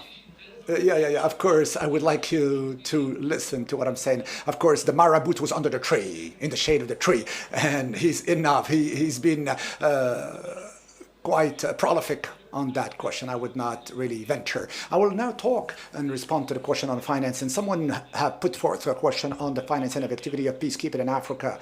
Your very idea is brilliant, because when we do not finance ourselves, our peacekeeping actions, we don't have a free hand at what we are going to do, neither of what we are doing in the field. In this respect, I think that the ECOWAS